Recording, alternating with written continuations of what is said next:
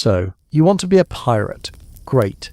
Get ready for adventure, treasure, and dying in a puddle of your own diarrhea. Because here's the part the movies skip. Pirates weren't just hunted by navies and rival crews.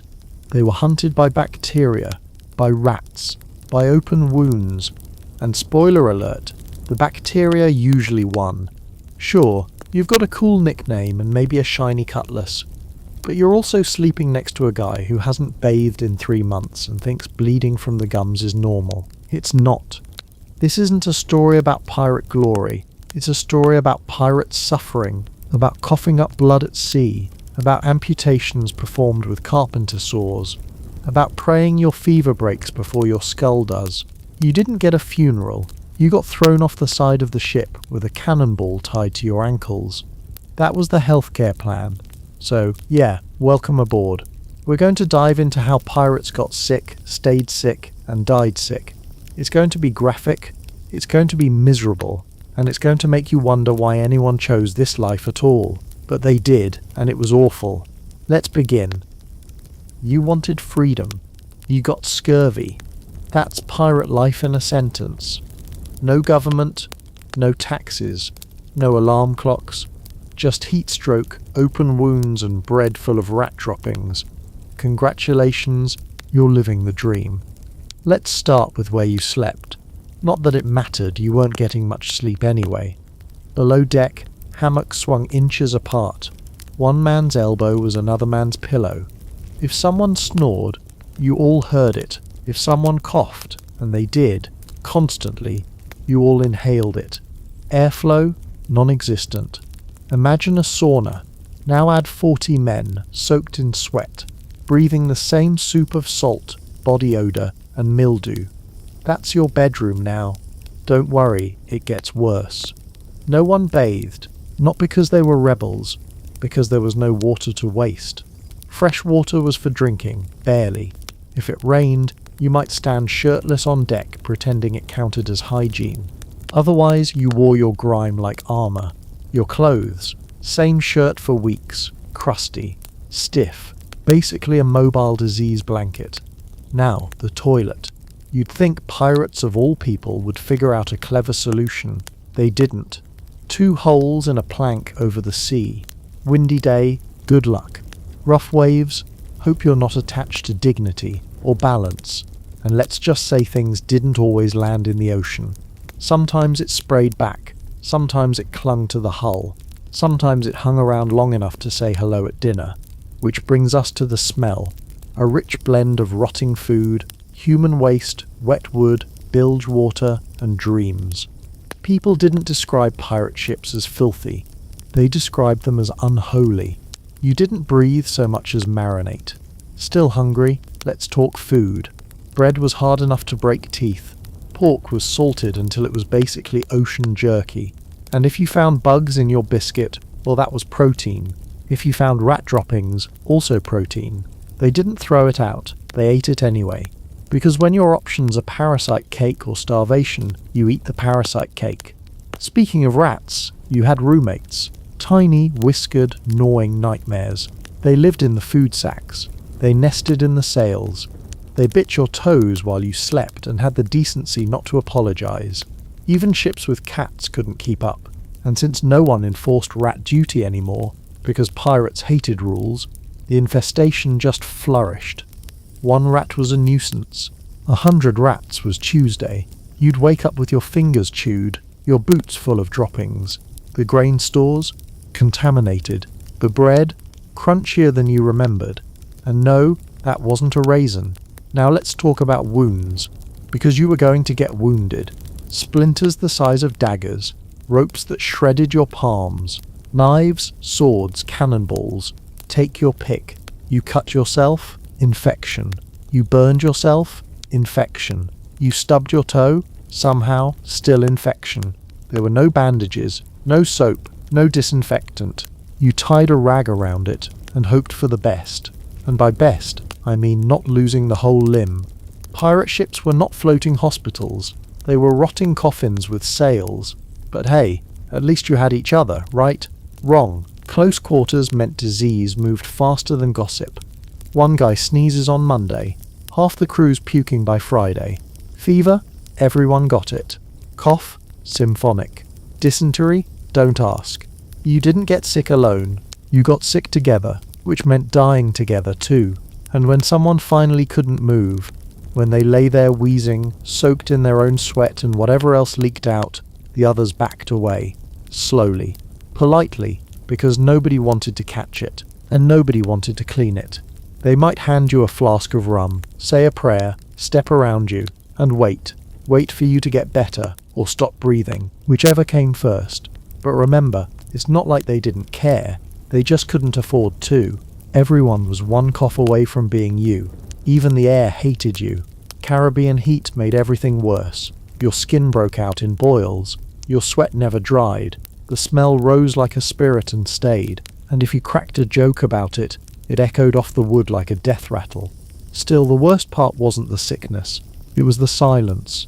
No screaming, no drama, just slow fading. The sound of a man coughing less each day. Then not at all. You'd check his hammock in the morning and realize you had a new place to sleep. Lucky you. Pirates weren't tough because they fought naval fleets. They were tough because they didn't have a choice. You either endured it, or you joined the rats. And that's the part no one romanticizes.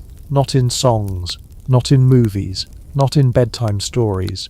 You want to know what real pirate life looked like? It looked like trench foot. It looked like lice. It looked like salted pork with maggots and no one caring. Because if you were still breathing, you were winning.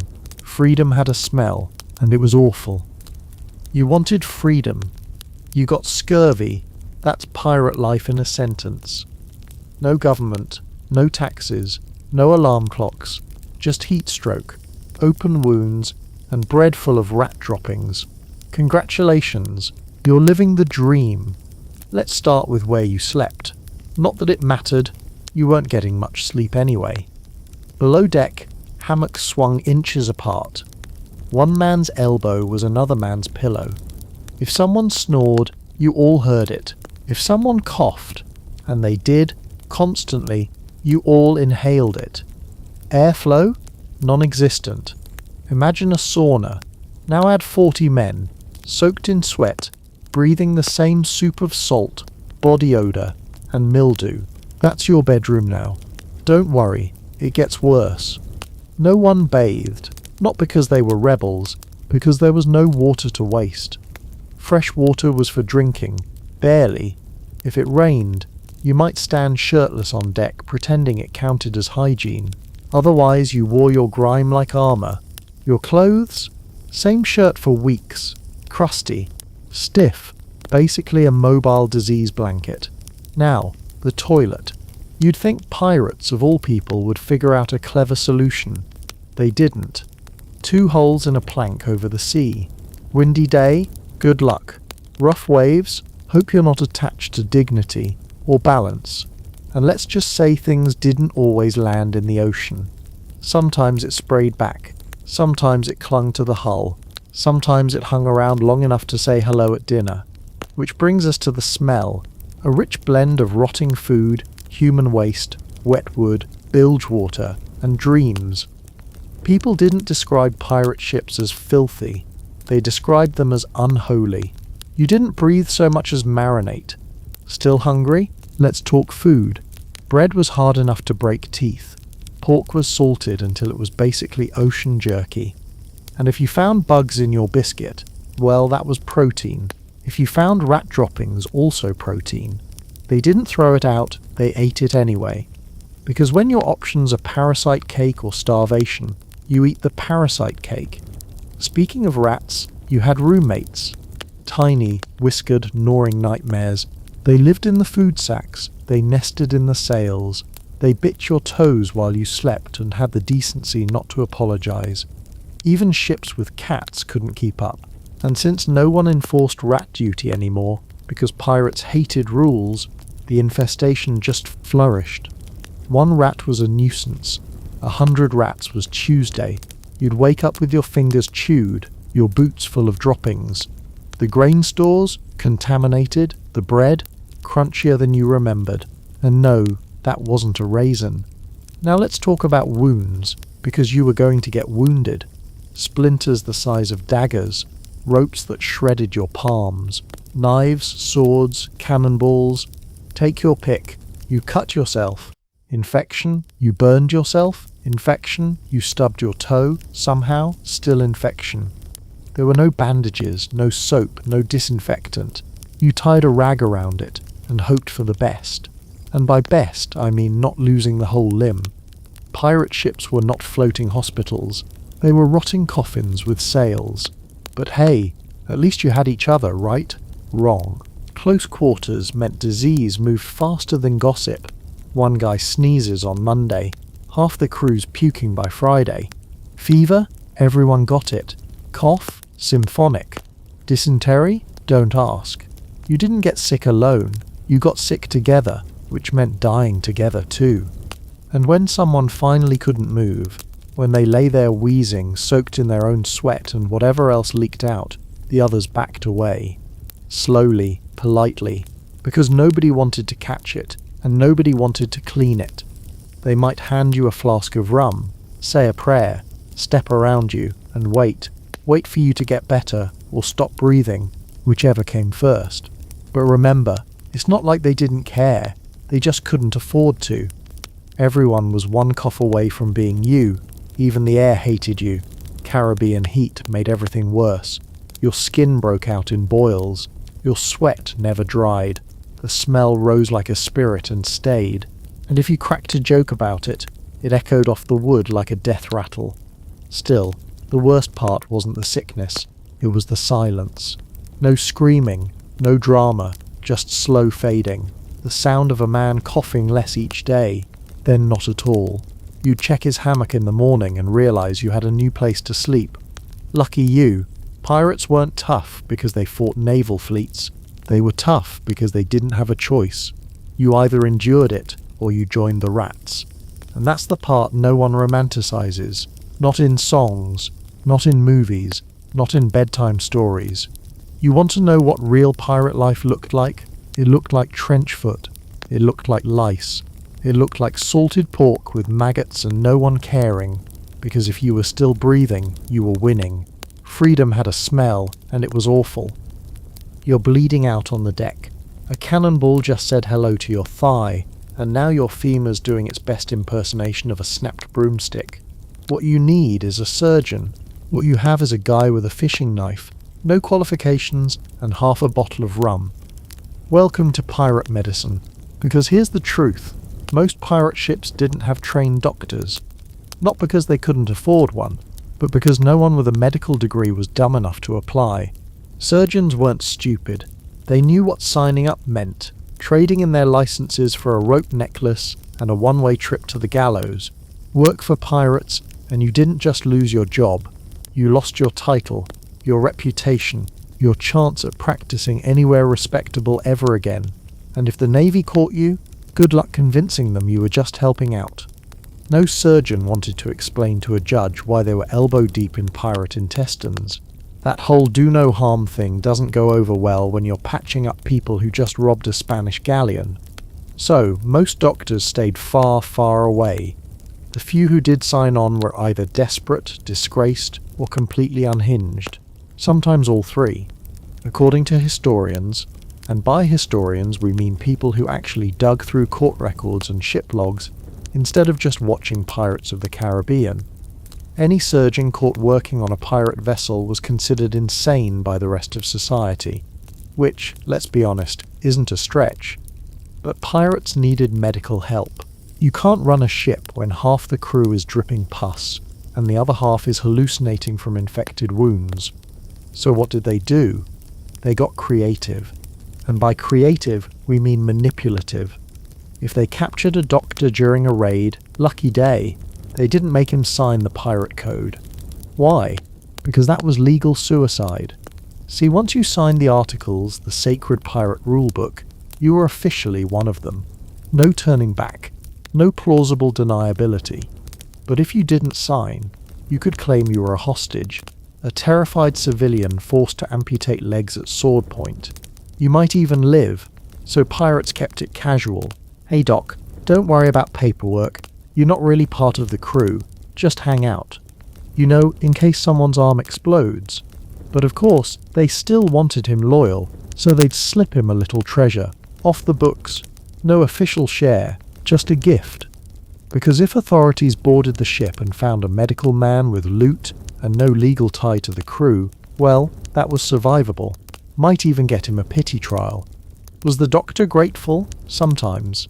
Did he trust the pirates? Never, because the relationship was built entirely on mutual blackmail. The pirates didn't trust the doctor not to sell them out. The doctor didn't trust the pirates not to toss him overboard the moment he ran out of bandages. It was like living with an angry, bleeding family that might kill you in your sleep. But let's say the doctor did try to leave. Say he woke up one morning, saw a severed toe in his coffee cup, and decided it was time to go. Could he? Not really, because even if he escaped the pirates, he still had to face the real world. A world that didn't exactly roll out the red carpet for former pirate surgeon, please hire me. No hospital would take him. No navy would trust him. He'd be lucky to get a job bandaging donkeys. So yeah, most surgeons avoided pirate life like the plague, which is ironic because pirates actually had the plague sometimes, and when they didn't have real doctors, they made do. That meant barbers with hacksaws, cooks with sewing needles, the carpenter if he wasn't too drunk. Anyone who could hold a knife without puking was suddenly the ship's medical expert. Got a broken rib? Let the cook take a look. Lost a finger? The carpenter's got glue? Vomiting blood? Hey, try some rum, see what happens. It wasn't science, it was survival. But you know what the scariest part was? Some pirates wanted a real doctor. They dreamed of having one on board. Someone who knew what gangrene looked like before it started talking. But even when they had a chance, it usually fell apart. Because doctors talked, and pirate ships didn't like talkers. You try to make suggestions like maybe we boil our tools, and suddenly everyone's looking at you like you're a spy. You suggest draining the bilge water, and now you're disrupting morale. Basically, if you were too smart, you were suspicious, and if you weren't smart, you were dangerous. So yeah, being a doctor on a pirate ship was a lose-lose-lose. No status, no safety, no future. Just a pile of festering wounds, a constant fear of mutiny, and the occasional gold coins slipped under the table with a wink and a veiled threat. Because pirates didn't want a doctor. They wanted someone who wouldn't scream while sawing off legs. Someone who didn't ask questions, didn't ask for soap, didn't tell them they were dying, even when they were clearly dying. So no, doctors didn't flock to the Jolly Roger. They ran from it. And who could blame them? The next time someone romanticizes pirate life, remind them. Even the guy with a medical degree didn't want to be there. And that guy had options. You've got an axe, a fever, and a crewmate who just sharpened a spoon. Good luck. So, you've been shot. Musket ball to the thigh. Blood everywhere. You scream for the surgeon, and then the cook shows up. Welcome to Pirate Medicine Part 2. Because if you were waiting for someone in a white coat with years of surgical experience, well, you're adorable. Pirate ships didn't hire surgeons. They repurposed whoever wasn't too drunk to hold a blade. Which brings us to the star of this chapter, the barber. Yes, the guy who trims beards. He's your doctor now. Barbers back then didn't just offer a nice shave and some gossip. They offered amputations, tooth extractions, surgical exploration, which is just a polite way of saying digging around in your body until the bleeding stops. Because apparently if you can wield scissors near someone's face, you can also remove their gangrenous leg. Makes sense, right? On pirate ships, the qualifications were simple. Rose, you own sharp tools. You've seen someone survive an amputation. You don't faint at the sight of bone. Boom, you're hired. If no barber was available, the crew got creative. The carpenter was a popular choice. Steady hands, good with wood. Surely that translates to open chest wounds. The cook, too, knew how to carve meat, knew how to stop bleeding. What's the difference between a pig and a pirate, really? These weren't doctors. They were volunteers. Desperate, untrained, slightly drunk volunteers who learnt surgery the same way you learn to tie a knot, by messing up a few times first. They called it trial and error. You could also call it life and death. Now let's say you needed a limb removed. Standard pirate procedure. You'd be tied to a barrel or lashed to the mast. You might be given a slug of rum, maybe two if the crew was feeling generous. Then your doctor would come in with a saw, not a surgical saw, a wood saw. Because why not? The procedure was simple: place saw on flesh, ignore the screaming, keep sawing, tourniquet. Optional, sterilization, hilarious. Anesthesia, that's what the rum was for. You didn't pass out from the pain, you passed out from the blood loss. And if you were lucky, the stump stopped bleeding, the wound didn't fester, and the rats didn't get there first. Let's not forget, these surgeries weren't happening in a clinic. They happened on deck, in the sun, with flies and seagulls and curious crewmates casually watching while chewing on dried fish. But hey, sometimes it worked. The guy lived, he got a peg leg, and the barber got applause, maybe even a bonus. But more often, infection set in, the stump turned black, the fever came, and the patient started muttering nonsense about ghost ships and gold. That's when they threw you overboard, just before dinner. And yes, pirates knew this was crude. They weren't oblivious, they just didn't have better options. Real surgeons were rare, expensive, judgmental. The barber? He was already there, already part of the crew, already halfway drunk, and honestly, there wasn't much difference between a doctor and a butcher when the goal was stop the bleeding. Still, there were a few who took pride in the role. Some barbers read old surgery manuals, or at least looked at the pictures. Some knew how to stitch a wound shut without making it worse. A few even carried herbs or opiates stolen from looted medicine chests. But let's not romanticize it. This wasn't holistic healing. This was medieval guesswork on a rocking boat. There were stories, like the one where the carpenter successfully removed a bullet from a man's chest using a spoon, or when a cook stitched up a gut wound with sail thread and beeswax. And then there were the horror stories. The man who died mid-surgery and the barber just kept going, because stopping halfway felt wasteful, or the patient who bit through his own tongue from the pain, or the guy who begged them not to amputate so they amputated anyway. Twice. It was a performance. You weren't treated, you were managed, just enough to keep you alive, or at least quiet. The emotional part?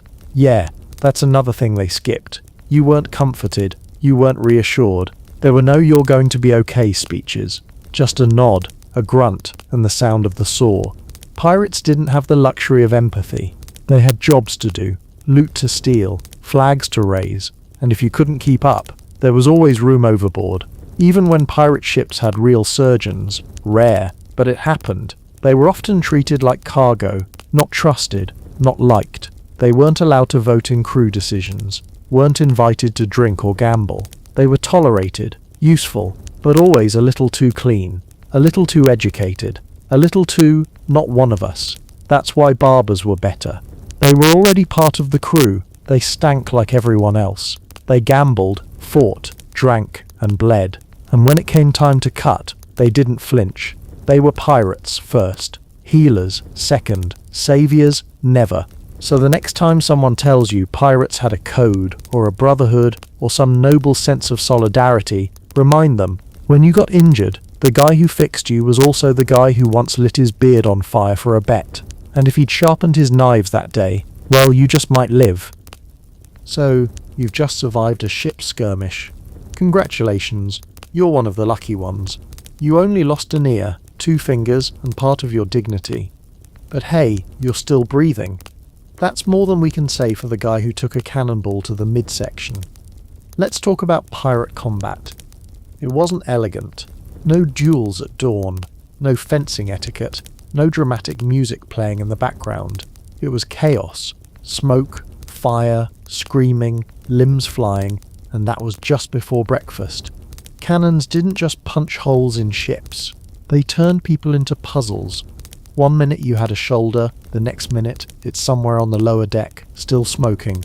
And the musket balls, they didn't kill cleanly. They tore through flesh, dragged splinters with them, and left wounds wide enough to see tomorrow's regrets.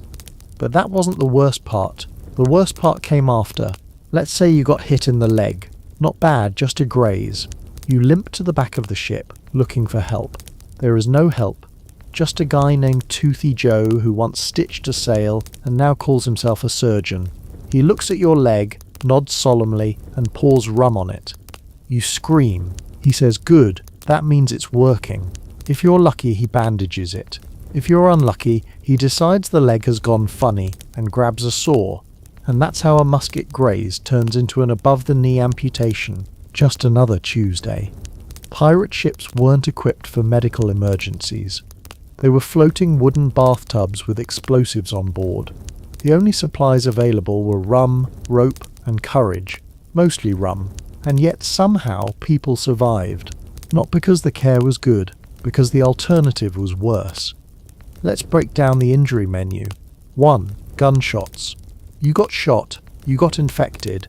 They dig around in the wound with a knife, hoping to find the bullet. If they couldn't, oh well, plug it up and wait. 2. Cannon shrapnel. Sharp, hot, splintering wood, flying faster than reason. You didn't walk away from that. You got carried. 3. Cutlass wounds. Nasty, personal, and usually facial. You lost an eye, a nose, maybe your good looks.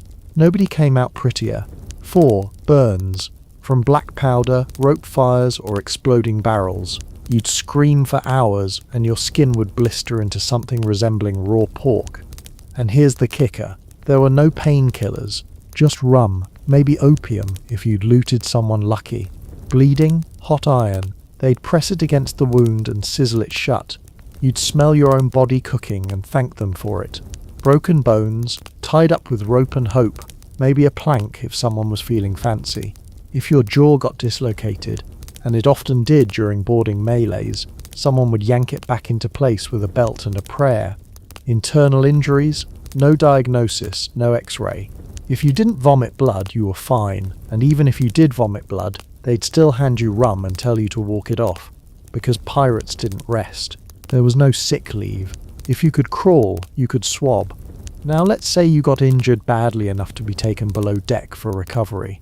That meant you got to lie on a sweat-soaked hammock while the rats inspected your wounds. Your medicine was mouldy bread and whispered encouragement. There were no sterile tools, no bandages, just whatever cloth could be torn from a shirt that wasn't already too disgusting to touch. You didn't heal, you festered. Wounds got black, flies came, maggots weren't uncommon, and sometimes welcomed, weirdly enough, because they ate the dead tissue. It was gross, it was awful, it was pirate life. But somehow some of these men survived. Why? Because they were stubborn, because they had immune systems built like warships. Because death was such a regular part of life, they simply stopped flinching, and also because pirates, for all their chaos, sometimes cared. They'd share rations with the wounded, they'd give up clean water for a fevered crewmate, and they'd occasionally put a coin in your pocket before tossing your body overboard. Sentimental. There were even common funds, little pirate piggy banks set aside for the injured. A gesture of solidarity, or guilt, or both. Now don't confuse this for compassion. It was practical. An injured pirate was a liability. He ate but didn't fight. He bled but didn't row. So you either got better fast, or got forgotten, and there were rules. No bleeding out near the rum barrels, no moaning after midnight, no dying during dinner. Basic etiquette. What about morale? Oh, that was alive and well, because nothing raises spirits like a guy missing half his face trying to tell a joke with no lips. They coped with humour. Crude, brutal, and usually directed at whoever just got stabbed. You'll be fine. That leg wasn't working right anyway. Classic pirate comedy. The truth is, ship skirmishes weren't just deadly, they were disabling. Every battle left scars. If not on your body, then on your mind. Some pirates wore them like trophies. Others just wore bandages until the skin underneath stopped oozing. And after the blood stopped flowing, after the shouting stopped, after the dead were rolled overboard, you got up, or you didn't. Either way, the ship kept moving, and the next battle wasn't far off. Your leg smells weird. That's never a good sign. It's swollen, it's oozing. The colour? Somewhere between green and something dyed. Welcome to pirate gangrene, where the treatment is worse than the disease, and your best hope is passing out before the screaming starts. Let's rewind. You got hurt last week. A little slash in battle. Nothing serious. You bandaged it with a piece of someone's old shirt, poured rum on it, and figured you were good. You were not good. By day 3, the wound looks like it's trying to escape your body. It's black at the edges, soft in the middle, and smells like bad pork left in the sun. That's gangrene, your flesh dying in real time. A slow, wet rot creeping through muscle like it's late for a meeting with death. Pirates didn't need a medical degree to recognize the signs. If it's puffy, purple and leaking, it's probably infected. If it starts hissing, congratulations, you're a science experiment. Now you're faced with a simple decision. Option A, die slowly. Option B, amputate. You choose option B because option A involves screaming for days, hallucinating about mermaids, and eventually getting thrown overboard mid-rant. So now it's time for surgery. Step 1, bite something. A bullet, a belt, someone's finger, anything. Step 2, drink. A lot. There's no anesthesia, there's no sterilization, just courage, alcohol, and a guy named Ned who once butchered goats for a living.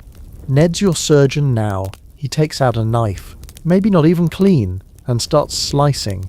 Skin, muscle, tendons. Then comes the saw, not a medical saw, a carpenter's saw. The same one used to fix the ship's rail last week. He places it on your bone and starts sawing like he's in a hurry to lose his lunch. You scream. Of course you scream. So does he, for different reasons. This isn't skill, it's violence with intent. Then comes the cauterization. No stitches, no antiseptic, just a red-hot axe blade pulled from the galley fire and pressed against your stump. It sizzles, it smokes, it smells like burning hope. The bleeding stops, the pain doesn't. They wrap your stump in linen, if they have any clean enough, and hope for the best. Now begins the waiting game. If the black rot doesn't come back, you might live. If it does, you're just a slower corpse. And don't think this was rare. Infections happened constantly. Any cut, scrape, splinter, or unlucky encounter with a dirty rope could turn septic. Pirates didn't have clean water, let alone soap. Their hands were covered in tar, grease, and whatever they just ate. That means infections weren't accidents. They were guarantees.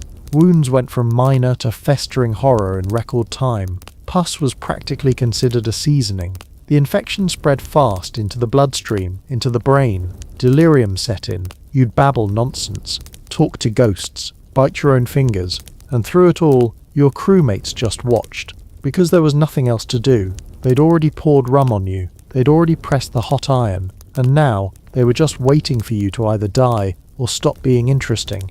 Sometimes they tried medicine, which meant stuffing the wound with herbs they barely understood. Maybe tobacco leaves, maybe bark, maybe just dirt with confidence. One case, real story mind you, tells of Pirate William Taylor, who caught a cannonball to the leg. No surgeon on board, no problem. The carpenter volunteered. He grabbed his saw, cut off the leg in one go, and sealed it with a fire-heated axe. Effective? Sure. Horrifying? Obviously. Taylor lived. Barely. And probably wished he hadn't. But that was pirate healthcare. If it didn't kill you on the table, it gave you an infection later. If the infection didn't kill you, the ocean did. If the ocean didn't get you, the crew probably did, because you are now dead weight. Gangrene was more than just a medical condition. It was a death sentence with a time delay. Pirates feared it more than swords, more than bullets, because it was quiet, sneaky. It rotted you from the inside. And no one wanted to sleep next to someone who smelled like spoiled meat. So yes, amputations happened. Not often, but often enough to be legend. And if they weren't done fast, you'd bleed out. Done too fast, you'd die of shock. Done just right, you'd live and become the guy everyone called Stumpy. The best surgeons, and that's being generous, prided themselves on speed. 2 minutes for an arm, 3 for a leg. That's not precision, that's panic with a stopwatch. Pirates didn't have recovery rooms. You lay where you fell. Maybe someone gave you water. Maybe someone gave you a drink. Maybe someone just kept walking because, hey, they needed to sharpen that saw again. And yet somehow, survival happened. Some pirates limped back into battle. Some wore peg legs, bandaged stumps, or just soldiered on half-rotten and angry. Because life on a pirate ship wasn't about comfort. It was about outlasting the next bad thing, gangrene, infection, sepsis. They were all just one more storm to sail through, and if you couldn't, you were tossed overboard with a cannonball tied to your waist. That was the burial plan. That was the medical system. That was the end. So the next time you get a paper cut and reach for antibacterial cream, remember this. Your pirate ancestor had a carpenter with a saw, an axe, and no clue what he was doing. And somehow, that was still your best shot at survival. You're coughing. Your head hurts. You've got something leaking out of both ends, and your fever's high enough to cook an egg on your forehead. Time for a doctor? Nope. Time for rum. Because in the world of pirates, if it couldn't be fixed with a bottle of spirits, it wasn't worth fixing. And if it killed you, at least you died warm and dizzy. Rum was everything. It was breakfast. It was painkiller. It was antibiotic, sedative, mood booster, and spiritual counselor, all in one handy bottle that doubled as a weapon in a pinch. It didn't matter what the problem was. Toothache? Rum. Gunshot wound? Rum. Gangrene? More rum. Existential crisis at sea? A whole barrel, probably. And the best part? It was medical. At least that's what they told themselves. Pour it on a wound, and it killed germs. Pour it down your throat, and it killed awareness. Technically true, also extremely bad for you. Let's be clear, rum didn't cure anything. It just made you stop complaining, and then maybe stopped your heart. But pirates didn't care, because rum worked faster than waiting, and pirate time was always running out. Some drank it straight. Some mixed it with water to make grog, a diluted solution of misery designed to make brackish water barely drinkable and give you the illusion that you weren't slowly rotting from the inside. It wasn't delicious, it was survival, and it was often mandatory. Daily rations meant you were practically required to drink. Refusing might raise suspicion. Were you a spy? A priest? A liability? Better to drink and blend in. And drink they did, from sun-up to cannon blast. Before battle, during storms, after funerals. Rum was the background music to pirate life, a low burning hum in every throat. They drank to feel strong. They drank to forget pain. They drank because the water smelled like feet and had things growing in it. And if someone got injured, step 1, pour rum on the wound. Step 2, pour rum in the mouth. Step 3, pray, drink again, and ignore the screaming. The rum stung, which meant it was working. That was science, apparently. And sure, sometimes it did prevent infection. But more often, it just delayed the inevitable while drying you out from the inside. Pirates got dehydrated fast. Ironic, considering they were surrounded by water. But salt water doesn't count, and rum steals more water than it gives. That meant your immune system, already terrible, now completely drunk. But the rum kept flowing, because without it, pirates remembered how awful everything really was. The damp, the rot, the rats chewing on your boots, the smell of 10 men sweating in one hammock. Rum dulled it all, and it gave you courage. Liquid courage, sure, but it still counted. Before a fight, pirates would drink to steady the nerves, which meant get absolutely sloshed and hope we don't miss. Sometimes it worked. Other times the cannonball missed its target and hit the rum barrel. That was the real tragedy. Even the captains knew the power of booze. Some made speeches with a mug in hand. Some made decisions based entirely on how much they'd had. You think pirate democracy was messy? Try running a vote when half the crew is trying to high-five the sails. And yet, the rum kept things moving, kept the crew happy, or at least too drunk to mutiny. Medical logs from captured ships show that brandy and rum were actually listed as medicine, and not just for pain, for dysentery, for fevers, for general unwellness. Imagine going to the doctor and getting a prescription for 8 shots of rum twice daily until you stop dying. That's pirate medicine. And when real illness came, yellow fever, typhus, malaria, guess what the treatment was? Yup, rum, and maybe lying down, but mostly rum. Of course, this backfired. Overindulgence didn't just make pirates drunk, it made them sick. Chronic liver problems, neurological issues, and hallucinations that weren't entirely caused by heat stroke. But by then, it was too late. Pirates didn't fear death. They feared sober death, which is why even the terminally ill kept drinking. There's a recorded case of a pirate vomiting blood and still asking for grog, because nothing says denial like alcohol poisoning on top of an already failing liver. The result? A ship full of men staggering, slurring, and somehow still operating heavy artillery. It's a miracle they hit anything, let alone survive the aimless cannon recoil. But rum also played a part in morale. Sick crew member, give him a swig. Dying man, one last gulp. Just lost a leg, rum for the patient, and rum for the guy who had to hold him down. It was emotional anesthesia and spiritual glue and community therapy. There were rules though. Drink after repairs, not during rope work, and definitely not near gunpowder. Pirates weren't suicidal, just committed. Sometimes rum was even used in ceremonies. A shot before battle, a toast after plunder, a splash overboard for the fallen, followed by a much larger splash into the drinker's mouth. It was tradition. And as destructive as it was, pirates clung to it, because when your life expectancy is maybe 2 years, you don't pace yourself. You drink to forget the smell of rot. You drink to forget the taste of brine. You drink to forget that the man you just amputated used to be your bunkmate. And when your body gives out, you hope someone pours one out for you, then drinks the rest. Because pirates didn't believe in healthy habits. They believed in legend. And rum was the legend's favourite fuel. Let's say you've tried the rum. You poured it on your wound. You drank it for the fever. You even gargled it, hoping the burning meant it was doing something useful. It didn't work. Now what? Well, maybe it's time to get creative. Time to try the weird bark. Time to ask the guy who talks to plants. Welcome to Pirate Herbal Medicine, a chaotic cocktail of desperate guesses, stolen traditions, and whatever the local witch doctor said wouldn't kill you. Because once pirates hit the tropics, they encountered something new. No, not gold, not paradise. Plants. So many plants. Some cured, some killed, some did both, depending on whether you chewed, boiled, or smoked them. And pirates? They didn't have textbooks, they had locals. In the Caribbean and West Africa, they met people who actually knew what they were doing. Indigenous communities, enslaved healers, freedmen with generations of passed-down remedies. These weren't witch doctors, they were actual practitioners of survival. Pirates paid attention when they weren't too drunk or bleeding to listen. They learned that guaiacum bark could help with syphilis, help being a generous word.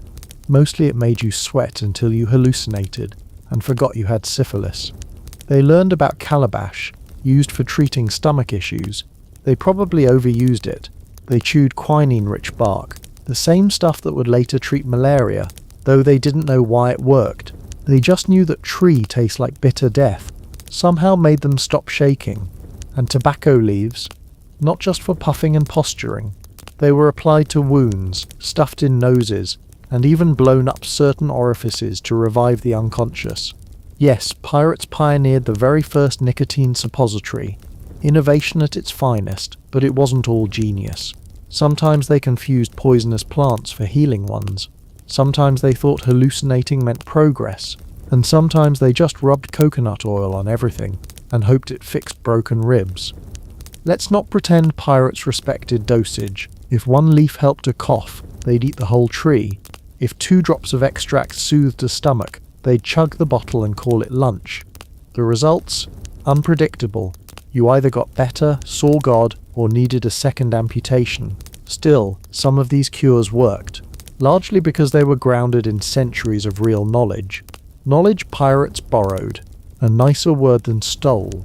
Enslaved Africans brought with them deep medicinal traditions, herbal treatments for fevers, salves for burns, and root concoctions for intestinal hell.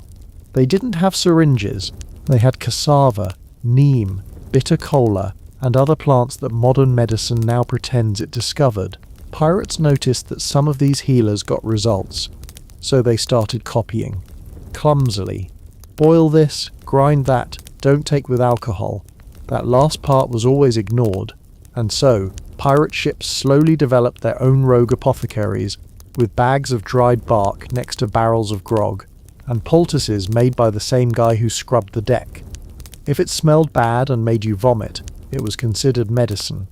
Aloe vera was prized, soothing, easy to find, and great for sunburn, of which pirates had plenty. Allspice and clove weren't just for flavour, they helped with toothaches and rot. Of course, chewing on spices also masked the smell of dying gums. Very considerate. Then there was castor oil, good for digestion, terrible for dignity. Pirates also flirted with hallucinogenic plants, hoping they'd unlock healing, or at least distract from reality. Reality often involved pus.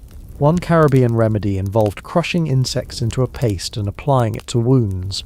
No one was sure if it worked, but it sure cleared the deck when you opened the jar. And then came voodoo. Yes, actual belief systems, not Hollywood nonsense, practiced by West African descendants, including some pirates and privateers. Healing rituals, herbal smoke, chant-based medicine, symbolic cleansing. It wasn't just about fixing the body, it was about rebalancing the spirit. If you were unlucky, the spirit being rebalanced was already halfway out of your body and looking for an exit. Still, many pirates believed, they trusted the charm, they wore the herb-stuffed pouch. They whispered thanks to gods they didn't understand, because hey, the fever broke, and that was good enough. Some captains, like the legendary Black Caesar, himself of African origin, likely leaned into this knowledge. He understood the value of plants more than cannonballs in certain moments, because when your crew is dropping from dysentery, what you need isn't more gunpowder. It's something that grows quietly in the jungle and doesn't explode. But let's not romanticize it too much. Most pirates treated herbal cures like spice racks.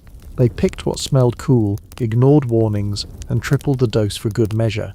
And when it didn't work, back to rum. Yet despite the misuse, these remedies did save lives. There's reason to believe pirates who embraced local medicine lasted longer. They got scurvy slightly less. Their wounds festered slightly slower, and their hallucinations were more herbal than fever-induced. That's progress.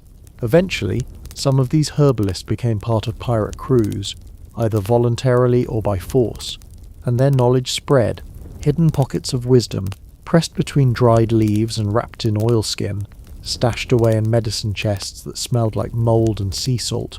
When pirates looted ships, they didn't just steal gold, they stole recipes. Old journals mention medicinal concoctions written in French, Spanish and scribbled dialects, describing how to make bark teas, root pastes, or what not to do with frog venom. This was pirate science, primitive, patched together, half-drunk, and surprisingly effective. At least until someone misunderstood the instructions and boiled the wrong root. Then the cure became the next patient. But in a world without doctors, hospitals, or Google, this was how you stayed alive. You chewed the bitter plant. You drank the smoky tea. You let the healer blow powdered leaves into your eyes while humming about ancestral spirits. Because honestly, it beat the sore. Let's talk about teeth. Or rather, let's talk about the absence of them. Because if you were a pirate and you still had all your teeth, congratulations. You were either new, incredibly lucky, or just lying. Dental health aboard a pirate ship was more like a slow-motion horror film. Every bite was a gamble. Every chew, a coin toss between edible and emergency. Start with the diet. Hardtack, a flour and water biscuit so dense it could double as a weapon. Sugarcane, sweet, sticky and guaranteed to rot your molars from the inside. Citrus. Oh wait, just kidding. You didn't have any. That meant your gums were at war with your own blood. Scurvy came knocking early, swelling your mouth, blackening your teeth, and turning a simple yawn into a bleeding incident. And once the teeth started going, they didn't stop. Tooth decay wasn't an inconvenience. It was a death sentence in slow motion. You'd feel it first, a throb when biting down, then a sharp sting with cold air, then the dull, constant ache that made you consider knocking yourself out with a mug just to get some sleep. So you told the crew, bad idea, because the treatment wasn't let's get you help. It was, here, bite this stick, and then the extraction. No sterile gloves, no numbing agent, no dental chair, just a guy with a rusty pair of tongs and a smile that said, this is going to suck. Barbers, blacksmiths, bored crewmates. Anyone with a strong grip and a stronger stomach became your dentist. The method was simple. Find the tooth, grip it, yank until someone screams or the tooth comes out, whichever happens first. Sometimes it came out clean, sometimes it shattered, sometimes it stayed in and your jaw came out instead. And if the infection had already spread, well, that's what rum was for. Rum didn't cure anything, but it made everything slightly less unbearable. Rinse and spit? Nah, swig and forget. And if the pain kept coming back, they'd try fire, literally. There are accounts of red-hot pokers being used to burn out tooth infections. You read that correctly. Burn out the tooth. Which definitely stopped the pain, because now you had no mouth left to feel it. And that's just the dentistry. Facial trauma? Even worse. You got punched? Fine. Bruise it off. Took a musket ball to the cheek. Now we're in nightmare territory. Pirate battles weren't clean affairs. They were splinter festivals. Explosions of wooden shrapnel flying in all directions. A cannonball didn't have to hit you to ruin your day. It just had to hit the deck. Splinters the size of daggers would embed in your face, your eye, your jaw. And that's assuming the sword didn't get you first. Cutlasses were not surgical instruments. They were wide-bladed, rust-kissed cleavers designed for chaos. One swing across the face, and suddenly you were missing part of your nose or a good chunk of your lower lip. So what did they do? They patched you up with cloth, maybe some tar, maybe a poultice made of old tobacco and hope, bandages wrapped tight around half your head, a slit for one eye. You looked like a mummified ghost with a drinking problem. There were no stitches, no reconstructive surgery, just pressure, herbs, and an attitude. And if your eye was gone, well, you were a pirate. You had to have a missing eye. It was practically uniform. Lost a few teeth? Perfect. You looked tougher now. Took a cut to the cheek? Now you had a story. Disfigurement wasn't shame. It was street cred. The more battered your face, the more people assumed you'd lived through something worth fearing. Pirate culture didn't flinch at scars. They leaned in. A shattered jaw? Maybe you talked less. Maybe you talked meaner. A cleft lip from a boarding axe? Now you looked like someone who'd survive another one. Of course, internally, it was hell. Chewing became a luxury. Speaking, a chore. And smiling, don't even try. Every movement tugged at old wounds. Every infection threatened the brain. Every mirror, if you had one, showed someone you barely recognized. But pirates didn't dwell on that. They didn't have time for reflection. They had time for spitting blood over the railing and going back to work. Some believed in superstitions. Lose a tooth in battle? Bad luck. Lose it in a dream. Death is near. Lose all your teeth. You are probably already cursed. To ward it off, pirates sometimes carried charms, bits of bone, animal teeth, little pouches of herbs.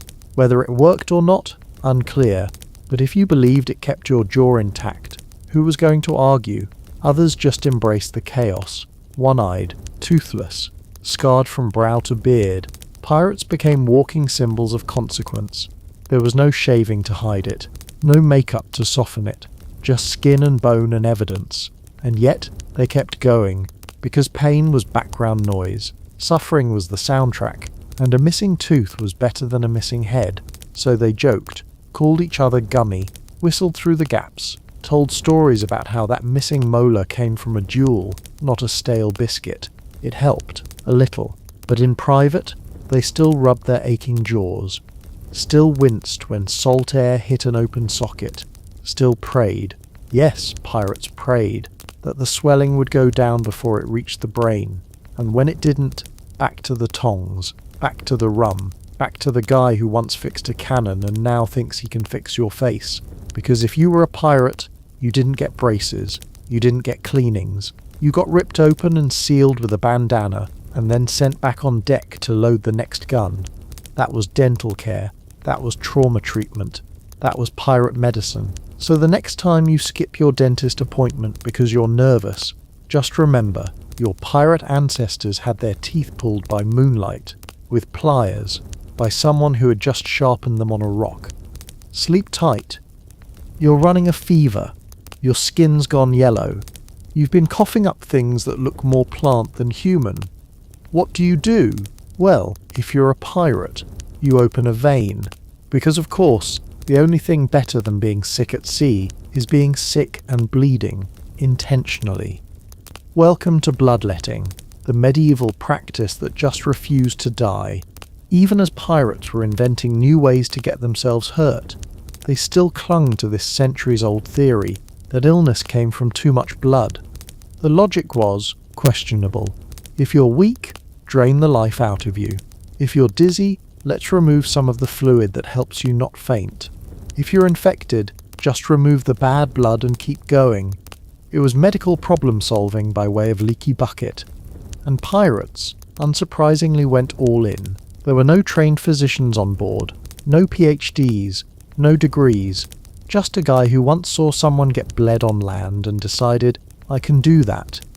The tools varied: knives, rusted razors, broken bits of glass, even sharpened coins in desperate cases. And if you were fancy, you had a lancet, a nice word for tiny dagger used to open humans like pomegranates. But technique didn't matter. What mattered was location.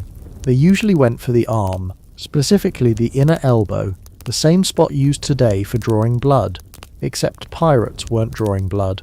They were spilling it into buckets, onto deck planks, into the sea where sharks politely circled and asked if anyone else felt lightheaded. The amount? Ah yes, the amount. Just a little wasn't a concept. They'd drain pints, sometimes quarts, because obviously, the more you remove, the healthier you become. Who needs hemoglobin when you've got enthusiasm? And the results? Shockingly predictable. People passed out, people vomited, people died, but at least they didn't die with bad blood. They died pure and pale, and usually shirtless, because no one wanted to ruin their only good blouse. Let's not forget the leeches. Yes, leeches.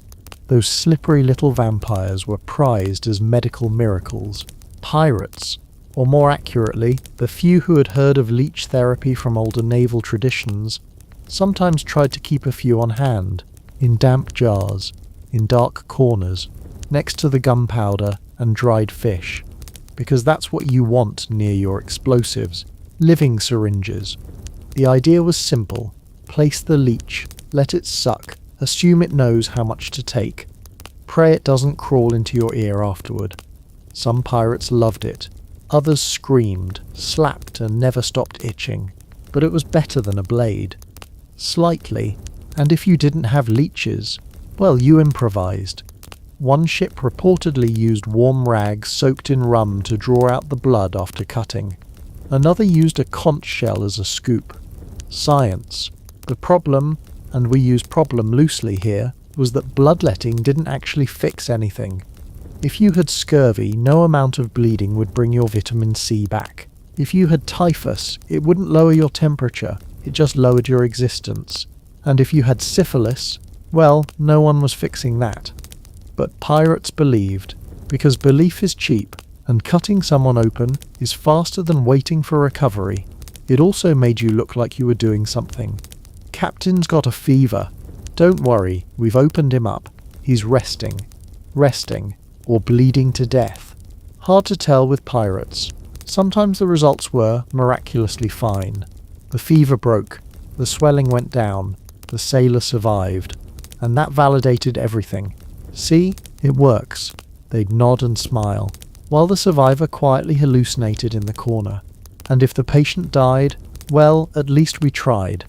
No one ever blamed the treatment. They blamed the disease, or the sea, or the moon, because moonlight apparently affected blood quality. Yes, that was a real belief. If you were bled under a full moon, it was stronger. If you were bled on the wrong day, it could backfire and curse the ship. So yes, astrology met amputation, and they got along great. Some pirates took it further. They didn't just bleed the sick, they bled the angry, the overheated, the mutinous, as if draining someone's blood would drain their bad attitude. Imagine trying to lead a crew and having to pause every time someone got grumpy to drain a pint out of them like orange juice. You're upset. Come here. Roll up your sleeve. It was therapy, pirate style, which is to say not therapy at all. But still, the practice persisted. Why? Because pirates had no alternatives. There were no antibiotics, no IV drips, no let's wait and see. They had two speeds, aggressive and unconscious, and bloodletting fit right in. It matched their worldview, direct, violent, slightly theatrical. And for the ones doing the cutting, it gave them a job. Ship's barber, surgeon's mate, guy with the knife. Some even took pride in it. They carried special rags, kept score of how many veins they'd opened. Medical ego at sea, and the patients, they complied. Because saying no wasn't always an option. Because the pain of illness sometimes made the blade feel like relief. Because the rum had kicked in and they weren't really aware anymore. Or maybe because everyone else was doing it. Pirate peer pressure, now with more anemia. In time, as ships evolved and some pirates retired into mercenary life, the practice faded. Better medicine arrived, more science, less stabbing. But for a brief bloody chapter in history, pirates believed in the cure of crimson. They believed that to get better, you had to get lighter. That health was something you could pour out. And if it didn't work, there was always more blood, until there wasn't. You've been at sea for 6 weeks. You haven't seen land in 40 days. You haven't tasted fresh food in 50. You're wet, itchy, bruised, probably infected, and surrounded by men who haven't bathed since the last thunderstorm. Welcome to pirate psychology. There's no shrink, no couch, no pamphlet gently titled, "So You're Hearing Voices Again." There's just you, the sea, and the slow, grinding erosion of your mind. Pirates didn't talk about mental illness, not because they were stoic, but because they didn't have the words. Depression, anxiety, hallucinations, they called it melancholy if they were feeling poetic. Mostly they just said, "He's gone weird," and weirdness was everywhere. Imagine the conditions: cramped quarters, no privacy. You sleep inches from another man's boots, next to barrels of salted fish and rats with better hygiene than the crew. Day after day, same horizon, same ropes, same rotting breeze of body odor and sea salt. Now add starvation, then scurvy, then syphilis, just for flair. And you wonder why people cracked. Some pirates stopped speaking. They'd sit for hours, staring at the waves, whispering to themselves like the ocean was going to answer back. Others snapped mid-shift, screaming about ghosts in the sails or mermaids in the bilge. And some, they jumped, not during storms, not during fights, just calmly walked off the edge, because the sea was quieter than their thoughts. Pirate captains didn't know what to do with this. There were no wellness programs, no group therapy beneath the mast, just a tired sigh, and maybe, if you were lucky, a shot of rum or a rope. Because if you were disrupting order, if your madness became inconvenient, they'd tie you to the mast until you calmed down or stopped twitching. Some crews believed in isolation, literal. Lock him in a barrel, tie him to the mast. Keep him below deck with the gunpowder and scorpions. Yes, there were scorpions. Nobody knows why. They just appeared, like guilt and bad poetry. Others believed madness was contagious, like yawning or lice.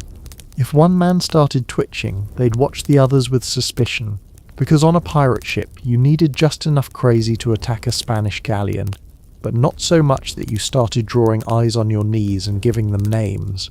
It was a delicate balance. There was no understanding of trauma. No one said, "You're having a flashback." They said, "Get back to work, or I'll give you something real to cry about." Losing a limb in battle, walk it off. Watching your best friend explode during a cannon exchange, that's life at sea, mate. Having nightmares for months, sleepwalking with a knife, and forgetting your own name, just don't do it during your shift. And yet, somehow, pirates endured. They invented coping mechanisms, even if they didn't call them that. Stories, for one, tall tales, sea monsters, cursed gold. These weren't just entertainment, they were therapy. If your life is chaos, sometimes it helps to believe that a kraken's watching and keeping score. Superstition was mental scaffolding. You didn't crack, you were haunted. You didn't lose your mind, it was stolen by the wind. Makes everything more manageable. Music helped too. Drums, fiddles, shanties, Yes, some of them were about murder, but they had rhythm, and rhythm gave order, and order was the closest thing to peace.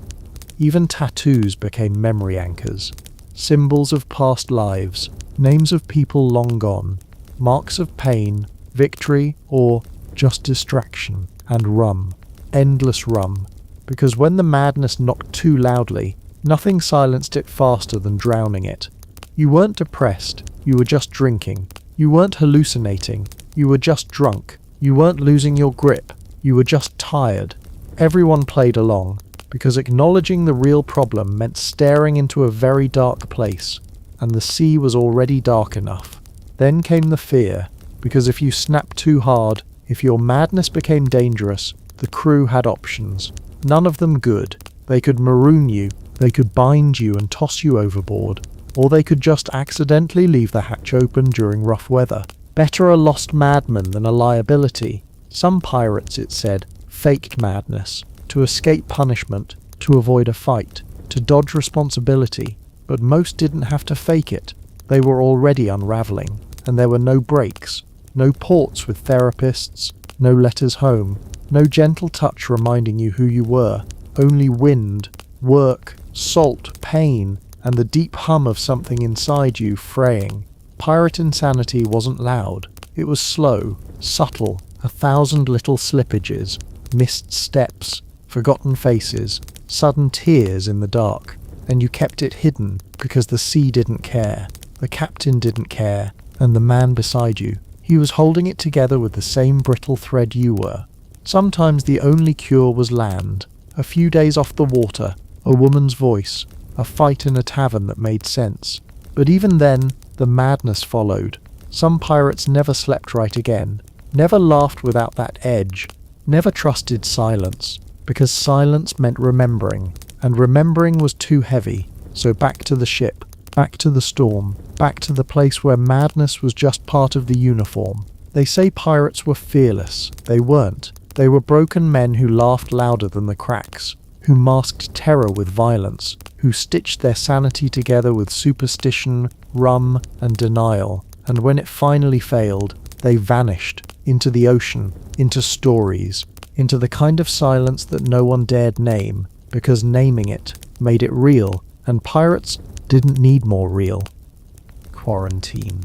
A lovely word, elegant, responsible, a sign that someone somewhere actually cares about public health. Now take that concept and throw it overboard, because when it came to pirate ships, quarantine was more like a polite suggestion from a ghost no one listened to. Let's start with the basics. Pirates didn't believe in germs. They didn't even know germs existed. Microscopes were a fancy land toy, and the idea that invisible things could kill you, that was sorcery. So if someone started coughing up black sludge, they weren't contagious, they were cursed. Big difference. And how did pirates handle curses? With rum, prayer, and sometimes by locking you in a barrel. Yes, a barrel. Because when space is limited and someone's dying noisily in the corner, the most logical thing is to seal them into a makeshift wooden coffin and roll them beneath the deck. That's quarantine, pirate style. It wasn't about protecting the crew, it was about keeping things quiet. No one wanted to hear the wet rattle of lungs while trying to nap beside the gunpowder, and if a man was bleeding from places that shouldn't bleed, he'd get the special corner, usually somewhere near the livestock, or the latrine, or both. And yes, the chickens got more sympathy.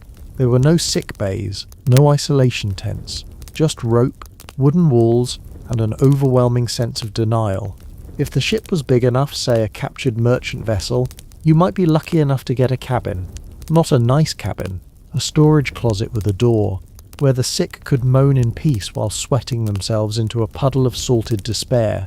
But on smaller ships, you stayed where you fell, on the deck, in the rain, with flies, because nature would sort it out faster than any sailor.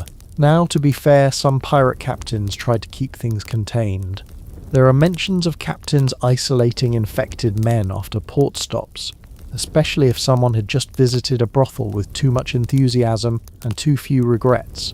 They didn't call it quarantine, they called it let's see if he dies, and if he didn't, back to work, The only consistent isolation policy pirates had was distance. Social distancing before it was trendy. If someone looked too pale, too sweaty, too quiet, people stopped sitting next to them. They weren't shunned, just politely avoided like someone who brought fish to a dinner party. And if symptoms got worse, then came the debates. Do we dump him overboard now, or wait until he stops twitching? It wasn't cruelty, it was logistics.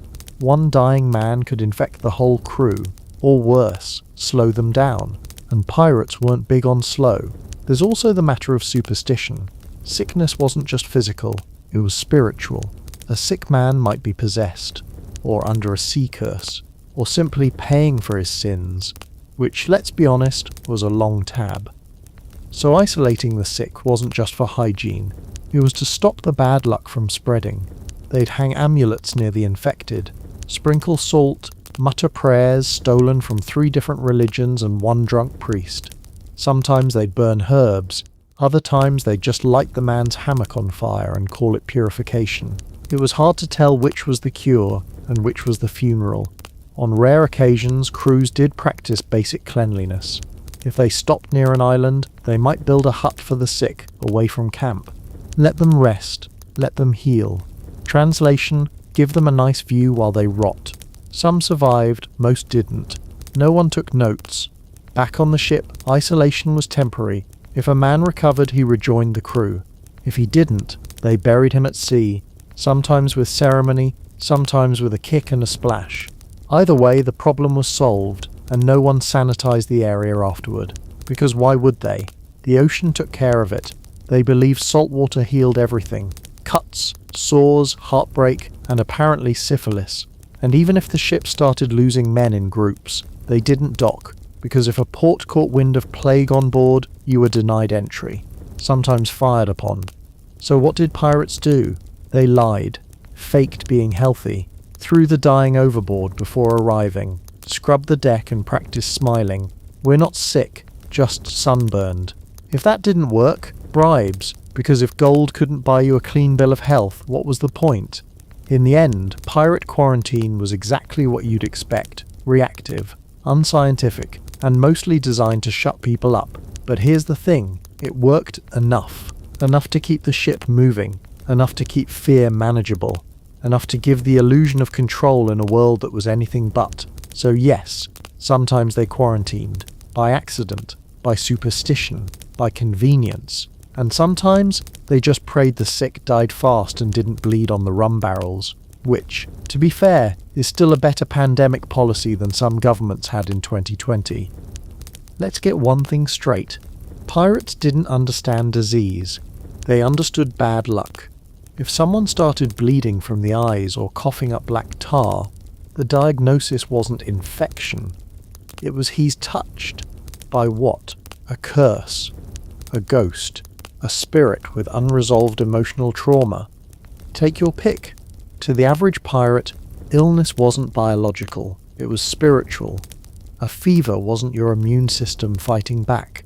It was a punishment from the gods. Or Neptune, or that weird man in Havana who said you'd regret stealing his tobacco. And thus begins the swirling world of pirate superstition. Every sneeze was a warning, every cough, a prophecy. Every crewmate who tripped twice in a day was officially marked by the sea. Let's start with curses. Pirates believed that certain items, mostly shiny, exotic, or from someone they just killed, could carry supernatural baggage. That amulet? Cursed. That idol? Cursed. That perfectly normal necklace the captain swiped off a dying Spanish priest? Definitely cursed. But instead of removing them, they wore them. Why? Because pirates were, if nothing else, impressively confident in their ability to outstare a demon. And when someone got sick, oh, it's the idol, it's the monkey skull, it's the pearl with the crack shaped like a screaming face. There was always something to blame, and if there wasn't, then the crew would invent one. Sometimes they'd draw lots to find the unlucky man on board. A fun game where the prize was suspicion, isolation, and potentially being thrown into the sea. Because if your presence brought death, the solution was simple: remove your presence. Now let's talk sea plagues. These weren't real diseases, they were mythic. Stories passed from crew to crew, like ghost stories at a sleepover, except with more vomiting and fewer marshmallows. The Black Drift, for example, a sickness said to ride in on a fog bank, invisible, silent, and fatal by morning. Crews who saw mist rolling in too quickly would panic, close hatches, burn herbs, or just start drinking aggressively, which was kind of their answer to everything. Another favourite, the Whispering Cold, supposedly caused by a drowned sailor's ghost who climbed aboard in the night. First your breath frosted, then your teeth ached, then you started hearing voices in the sails. No cure, just prayers, and sometimes stabbing the air with a dagger while yelling, "Begone!" Effective? Not really. Cathartic? Absolutely. Of course, some believed that sickness was contagious, but not in the way we think. You didn't catch illness from touch. You caught it from bad energy. Standing too close to someone marked by death could transfer their fate. So if someone started looking pale, everyone else started finding urgent errands elsewhere. Even the ship's cat kept its distance. And then there were the omens. Because nothing says science like seeing a bird and assuming your pancreas is doomed. Black gulls circling the mast. Someone's going to die. Fish swimming in reverse.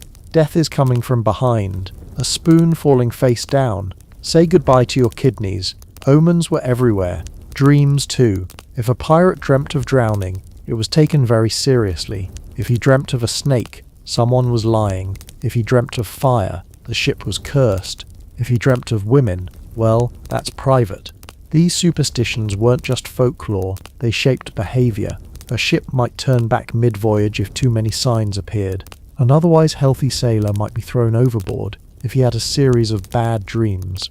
And don't even think about bringing bananas on board, universally considered cursed. No one knows why. Maybe pirates just hated smoothies. And don't forget witches. Yes, witches. Women, or occasionally men, believed to control weather, disease, and fate from afar. If the crew's luck went bad, someone was blamed. A former lover, a coastal healer, that one parrot who kept looking at everyone sideways. Cleansing rituals were performed, nails were bent, symbols were carved into the mast, and if none of that worked, they threw things overboard. Objects, people, entire barrels of rum. Only in extreme cases. Even the ships had superstitions. Some were considered cursed from the keel up. Crew turnover too fast? Ship's cursed. Rats all jump off before docking? Ship's cursed. You wake up and the figurehead is smiling at you? Definitely cursed. So yes, pirates believed in sickness, but not the kind you could see under a microscope. They believed in the haunting kind, the bad luck kind, the kind that whispered through the rigging and stole your voice at dawn. And when someone died, they didn't just mourn, they watched. Because if the body twitched wrong or sank too fast, it might mean something. A sign, a message, a final curse. They'd spit over the railing, mutter prayers in broken Latin, and never speak the dead man's name again, until someone got his boots. So, did pirates have contagion theory? Kind of. It just involved a lot more moon phases and dramatically tossed bones. They didn't separate the sick because of biology. They separated them because the sick were spiritually tainted. Contagious in vibe. Modern sailors carry radios. Pirates carried chicken bones and hope. And honestly, in the middle of a storm, surrounded by water, rats and half-mad crewmates, you start to wonder if the guy yelling about ghost wind is really that wrong. Because sometimes the fever comes from within. Sometimes the curse is just loneliness. And sometimes the sea is angry.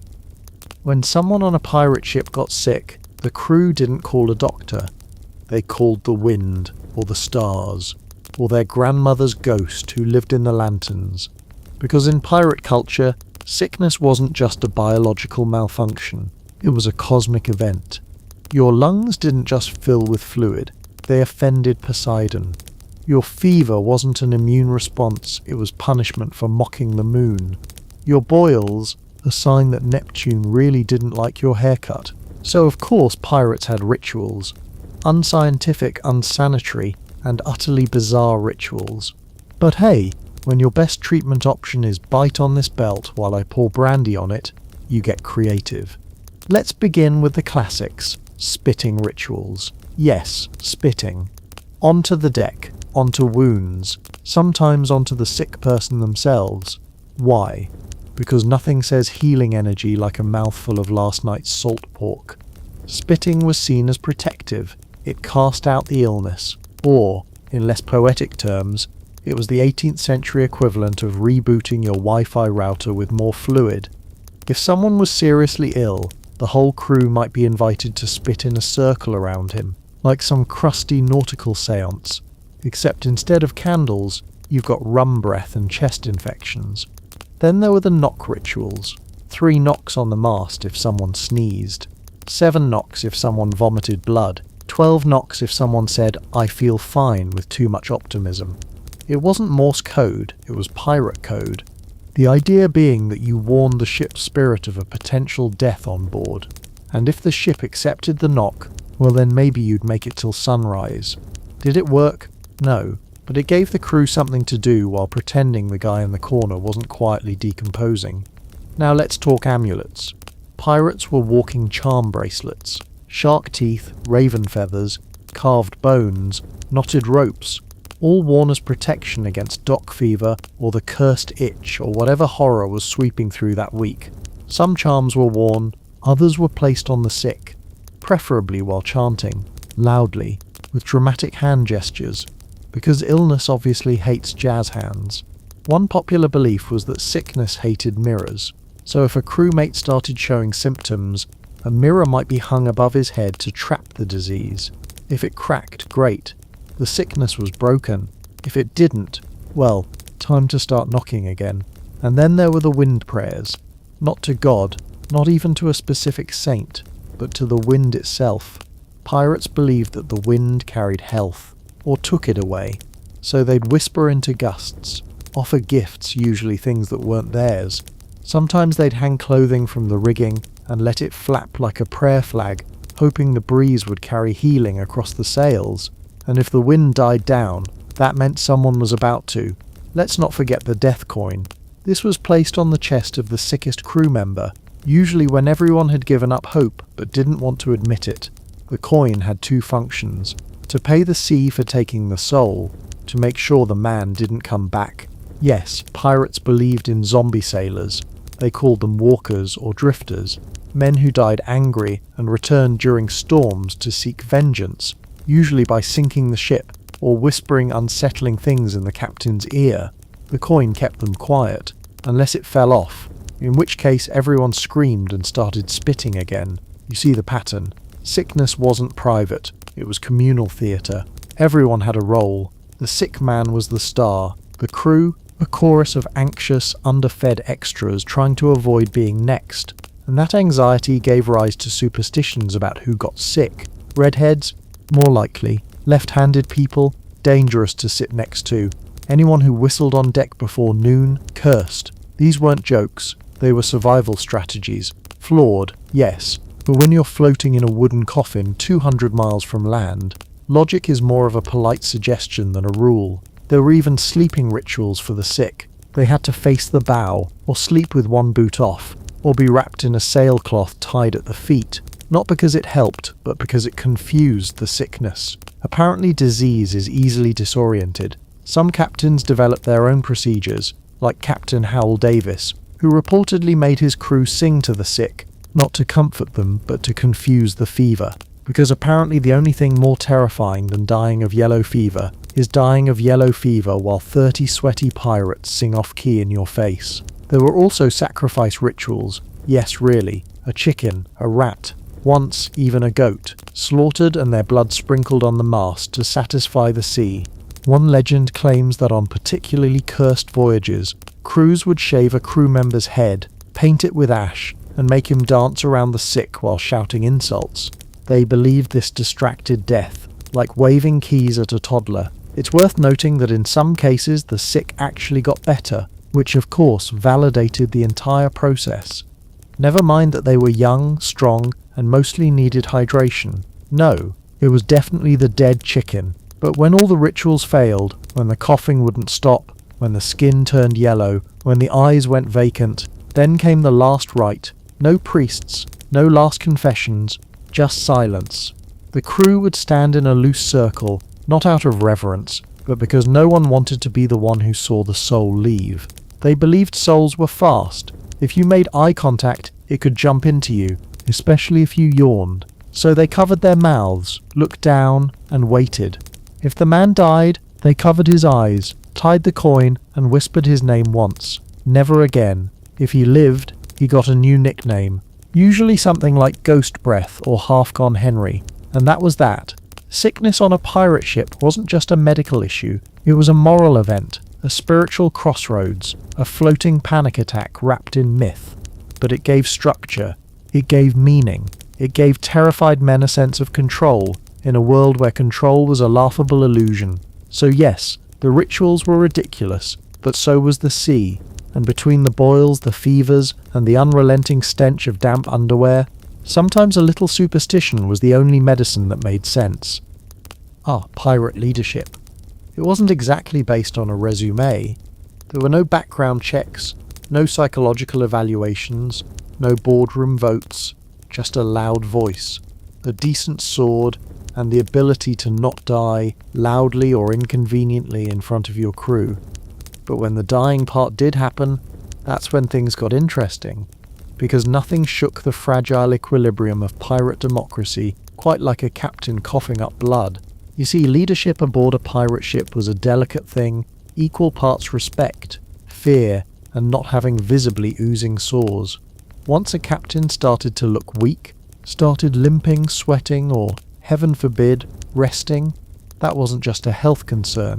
That was a power vacuum with a fever, and pirates don't like vacuums. Now, mutiny didn't require treachery. Sometimes it just needed a sneeze in the wrong direction. Take, for example, a scenario straight from pirate history, and more than one memoir. Captain begins to wheeze. Crew starts to whisper. Quartermaster eyes the captain's chair like it owes him money. Because pirates, for all their superstition and salt-sprayed sentimentality, were deeply pragmatic. If the man in charge might drop dead during a storm or mid-battle, you didn't comfort him. You replaced him. The logic was brutal but simple. Why follow a leader who might faint mid-duel? What's the point of pledging loyalty to someone whose only plan is, let's hope I feel better tomorrow? So yes, illness sparked distrust. A limping captain might be accused of cowardice. A silent one, hiding something. A pale one, a walking curse. The crew didn't wait for a diagnosis. They prepped for succession. Sometimes it was quiet, a muttered conversation in the shadows, a casual poll between swigs of grog. Do you think he's still fit to lead? Followed by the much more important, do you think I would be better? Other times, it was less subtle, like the infamous case of Captain Richard Sawkins, whose declining health caused so much unease that the crew dragged him on deck to prove he wasn't dying. He was, but he smiled through it, and then promptly got shot, because pirates aren't patient. Illness didn't just make men vulnerable, it made them suspicious, because on a pirate ship, any weakness could be interpreted as sabotage. Was the captain sick, or was he faking? Was that fever real, or a ploy to avoid battle? Is he really dizzy, or just drunk? You'd think pirates, people who drank lamp oil and called it medicine, might be a little more understanding. They weren't. The moment a leader showed signs of infection or fatigue, two things happened. The crew stopped taking orders seriously. Someone else started giving them. And if the captain resisted, then came the mutiny. Not always with knives. Sometimes just with votes. Pirate codes, those famous semi-democratic contracts, often allowed for the removal of a captain in cases of incapacity. Of course, incapacity could mean anything from tuberculosis to a stubbed toe on the wrong day. In practice, it meant, he's sick and I want his hat. And once a vote was passed, there was no graceful exit. A sick captain might be renoded, renewed, or, if lucky, allowed to sit quietly in the corner while someone else steered the ship. Leadership by empathy? Try leadership by survival instinct and parrot gossip. Now the irony here is that plenty of pirates were sick all the time. Scurvy, infections, parasites, you name it. But the trick was to suffer quietly. The worst thing a captain could do was look sick, because that triggered a primitive, almost instinctual crew response. He's dying. I'm next. Kill him first. This paranoia wasn't just personal, It was contagious. Crews believed that illness in leadership could infect the voyage, that a cursed or weakened captain brought bad wind, bad luck, and bad spirits. If the captain bled, the sails would tear. If he groaned, the hull would crack. The solution? New captain, new luck, preferably someone with working lungs and a nice laugh. Some captains, knowing this, tried to hide their symptoms. They'd stuff rags in their shirts to catch the cough, keep to their quarters, give orders through second-hand whispers. But pirates weren't stupid. If you were invisible for 3 days and your boots started walking differently, they noticed. And when they noticed, they acted. Sometimes a vote, sometimes a confrontation. Occasionally a pillow pressed lovingly over the face for the good of the voyage. And let's not forget the quartermasters, professional schemers, and part-time mutiny consultants. If anyone benefited from a captain's illness, it was them. They'd stir the pot, ask questions, start rumours. Have you noticed how he winces when he sits? He hasn't eaten in days. Isn't it strange how the compass always points away from land now? It didn't take much. In a closed environment filled with superstition, sweat, and a steady background hum of dysentery. All it took was a sneeze from the wrong throat to shift the entire command structure. 1 minute, you're the captain. Next minute, you're ballast. Not because you failed in battle, but because you got the flu. And once the mutiny happened, it was swift. They didn't hold tribunals. There was no appeals process. Just the democratic pirate system at work. We voted, and you're now in the sea. That's if they were feeling generous. Some captains were given the gentle retirement, locked in their cabin, food passed through a hole, occasionally asked for advice when someone forgot how cannons worked. Others, tied up and paraded, living proof of what not to be. Even more tragic were the captains, who refused to step down. The ones who led with shaking hands, shouted with cracked voices, and steered the ship into rocks because they refused to admit their spleen had exploded 2 days ago. They didn't go down as martyrs, they went down as that guy who should have just napped. So what does this tell us? That pirate leadership was never about rank, it was about momentum. The illusion of strength, the theatre of vitality. Once that illusion cracked, once a cough became too wet or a limp too visible, the sharks began to circle, not in the water, on deck. Because mutiny didn't need swords, it just needed a ship, a sick man, and a dream of better management. A pirate's funeral was not a noble ceremony bathed in moonlight and violin swells. It was usually a few men arguing over who had to roll the body, because dying on a pirate ship wasn't rare, it was expected. You were more likely to be buried at sea than to ever retire on land. More likely to have your bones scattered in the Atlantic than to receive a proper headstone. And even that depended on whether the crew liked you. If they didn't, you got a splash. If they did, well, congratulations, you earned 5 extra minutes of muttered prayers and someone remembering your name wrong. The most basic pirate death ritual was something called burial at sea. Sounds peaceful. It wasn't. It meant they wrapped your body in whatever cloth they had. Sail, hammock, spare shirt, tied some cannonballs to your feet, and yeeted you overboard with the grace of someone tossing out expired fish. There was no choir, no flowers, no guarantee the cannonballs would actually work. If they didn't sink you, you bobbed. And there is nothing that unsettles a pirate crew quite like seeing a dead man return to float beside the ship like a pale, waterlogged reminder that gravity is a myth. Sometimes they used rope, tied the limbs tight, hoped the sharks showed up fast, because if the sharks ate you, it meant you were accepted by the sea. If they didn't, well, that meant something was wrong with you, and wrong could mean cursed, infected, or, worst of all, unworthy. But let's rewind. Before they tossed you, there was usually a moment, a brief pause in the chaos, a strange, reverent stillness that overtook even the drunkest crew member. Not out of respect, out of terror, because death on board wasn't just an ending, it was a message. If the sea took one, it might take more. If you looked too long at the dead, you might be next. So the crew kept it quick. They'd stop work, line up on deck, and perform what can only be described as the world's grimiest funeral ceremony. First came the words, Someone, usually the quartermaster or whoever could read without drooling, would say a few lines. They weren't eloquent, they weren't even consistent. It might be, he was a good man, or he didn't steal much, or the crowd favourite, at least it wasn't me. Then came the crossing. Someone made the sign of the cross, sometimes over the body, sometimes just in the air, in case ghosts had bad aim. Then came the coin, a silver piece, if you had one, tucked in the body's cloth, slipped into the mouth, or just tossed after them like a tip. It wasn't payment for Charon. Pirates didn't care about Greek mythology. It was payment for the sea, that enormous hungry god that swallowed men without blinking. Give it silver, buy mercy for the next voyage. Then came the drop. 2 men lifted the body, 3 if it was a fat one. They'd step up to the edge, glance at each other, and if no one was watching, say something crude.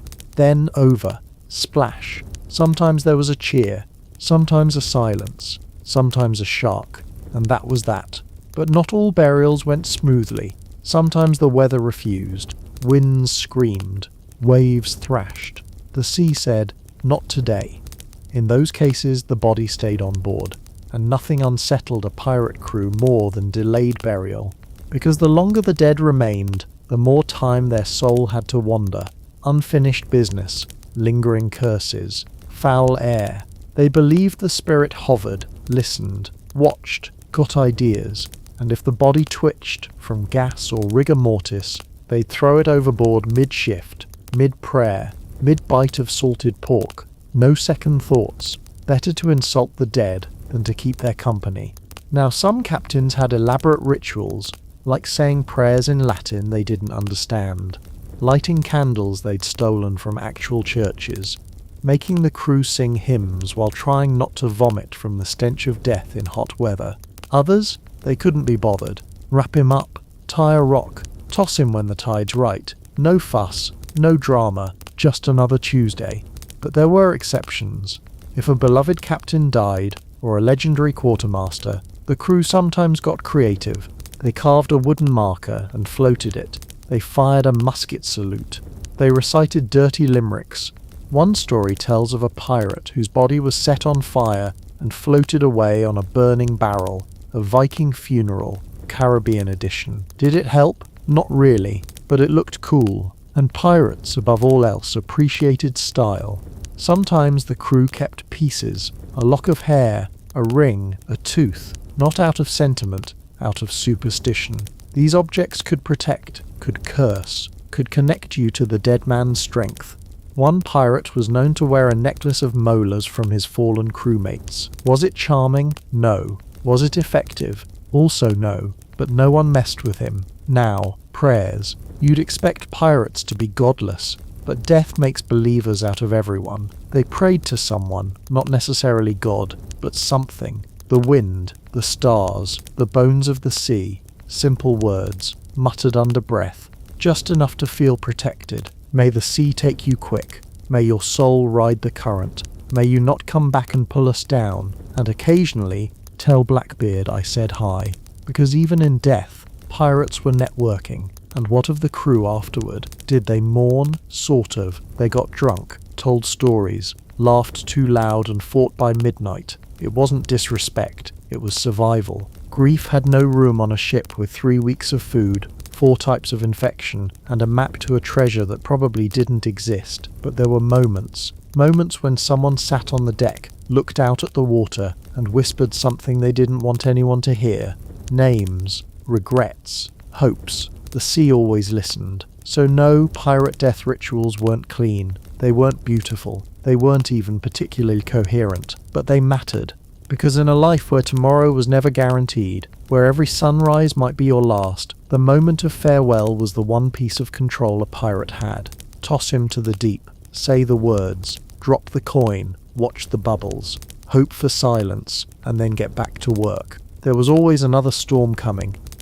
There are many ways to die at sea. You could be shot, stabbed, drowned, or set on fire by a malfunctioning cannon.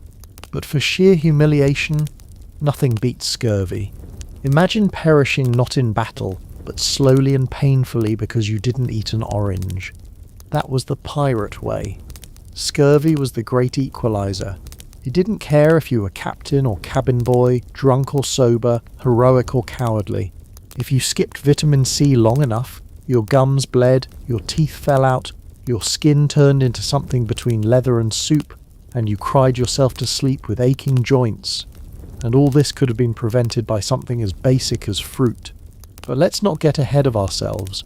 We need to understand just how dedicated pirates were to avoiding citrus. It was practically a talent. Now, scurvy isn't a fancy disease. It's not mysterious. It doesn't need complex diagnosis or state-of-the-art equipment. It just needs you to be too stubborn to eat a lime for 3 months. The symptoms usually began subtly. Maybe your gums were tender. Maybe you bruised easily. No big deal. Then came the fatigue. You couldn't stand.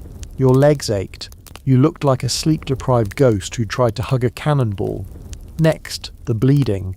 Not dramatic nosebleeds. We're talking internal bleeding, open sores, and gums that puffed out like a pastry left in the sun. And if that wasn't enough, your teeth loosened. Not from injury, not from bar fights, just fell out. One by one, you'd wake up and spit out molars like old pennies. And for this charming medical condition, the pirate solution was, you guessed it, rum. Because if you're vomiting blood, why not dehydrate yourself further? To understand why pirates refused to prevent scurvy, we must examine their diet. It was beige, beef jerky, hardtack, salt pork, more hardtack, maybe a pickle, and on special days, mouldy cheese. Fresh produce, no. They had no refrigeration and even less common sense. If someone brought citrus on board, it would spoil in a few days, or be eaten by the officer who still had teeth. The idea that fruit could save your life was so radical that early sailors thought it was sorcery. Some believed oranges cured scurvy not because of anything inside them, but because they were round like the sun. Apparently geometry was medicine. Others believed scurvy was punishment, for greed, for mutiny, for not swabbing the deck on holy days. So you didn't treat it, you confessed to it. There are records of sailors praying to be forgiven for scurvying, as if it were a sin. Spoiler, it wasn't. It was just basic nutrition, or a lack of it. Now, you might be wondering, didn't someone figure this out? They did, more than once. As early as the 1500s, explorers noticed that eating lemons seemed to help. In the 1600s, some ships even carried barrels of citrus juice. By the 1700s, British naval physician James Lind conducted one of the first clinical trials and proved definitively that lemons cured scurvy. And what did the world do with this information? Nothing. Absolutely nothing. Lind's findings were ignored for decades. Because lemons were expensive, limes were cheaper, so they switched to limes. Except British limes had far less vitamin C than Caribbean lemons. Oops. So sailors continued to suffer, confident they were doing the right thing, drinking tart water and bleeding from the eyes. A proud tradition. Now, pirates weren't known for their scientific literacy. Their medical care involved burning wounds shut and calling it surgery. So expecting them to implement a complex diet plan was optimistic. Their main nutritional goal was not starving, and if they could chew it without losing a tooth, it passed inspection. There are stories, horrifying ones, of pirates trying to cure scurvy with methods that make medieval leeching look reasonable. Some chewed on ropes soaked in vinegar. Some drank seawater to cleanse the blood. One poor soul tried to treat his scurvy by applying hot tar to his abdomen. It didn't work, but he was warm, briefly. And here's the twist. Even when they docked, many pirates refused to eat fruit, because taverns didn't serve oranges. They served rum and pickled things, and mystery meat. Fresh fruit was for women, for children, for merchants, not for real men with swords and loose teeth. So they ignored it, and then they limped back onto the ship, mouths bleeding, eyes sunken, and somehow surprised when their legs stopped working by the next storm. It became such a routine, such an unspoken part of the job, that pirates started to romanticize it. Scurvy became a badge of honor. You weren't a real sailor until your gums looked like blackened cauliflower, and if you survived, Congratulations, you could now eat soup through a straw and frighten small children with your smile. But not everyone suffered equally. Officers had better rations. Some had citrus stores, small, private caches of lemons or preserved juice. They didn't share, because on a pirate ship, empathy is just another word for what are you trying to steal from me? So the crew rotted, and the officers watched, and occasionally made notes about how the new guy had stopped blinking. There were brief moments of clarity, voyages where someone remembered to stock citrus, and lo, the crew didn't die. But this success was often chalked up to good luck, or a favourable wind, or that one guy who kissed a lucky amulet before breakfast. Never the fruit, never the science. The myth persisted for centuries. Even into the 1800s, ships would leave port fully stocked with cannonballs and dreams, but no lemons. Because if there's one thing humanity excels at, it's ignoring obvious solutions in favour of ritual and discomfort. And pirates, they led that charge. So why did scurvy persist? Because pirates valued toughness over wellness, bravery over biology, and rum over literally anything else. They believed in curses, fate, and bone charms, but not the idea that a tangerine could save your life, which, to be fair, does sound ridiculous if you've spent your whole life stabbing things to solve problems, but still, a fruit, just one, would have made all the difference. Instead, they bled, limped, and died in waves. Casualties not of battle but of stubbornness, a disease of refusal to learn, refusal to change, refusal to believe that something sweet and squishy could outsmart death, and that really is the most pirate thing of all. When a pirate ship docked in port after months at sea, the crew had two main priorities: drink until memory loss kicked in, touch anything that moved. It wasn't a great plan, but it was the plan. You see, after weeks of hardtack, open sores, and sleep deprivation, the average pirate wasn't looking for self-improvement. He was looking for distraction, and port towns were very happy to provide it. Taverns, brothels, shadowy corners, it didn't matter what or who. If it offered a fleeting sense of warmth or human contact, pirates were already halfway through their pants by the time it said hello. Enter venereal disease. The stowaway no one asked for. The gift that kept on giving and giving and giving. Because pirates weren't just taking gold from the New World, they were taking syphilis, gonorrhea, and every other burning, weeping, itching surprise history had to offer, and they spread it like confetti.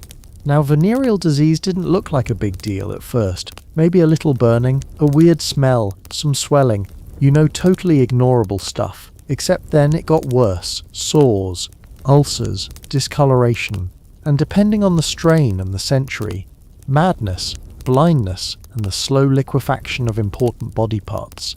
Still, in classic pirate fashion, most crewmates refused to connect the dots. They didn't see a pattern, they saw coincidence. You sleep with 10 people, and suddenly your nose falls off? Must be a weather curse.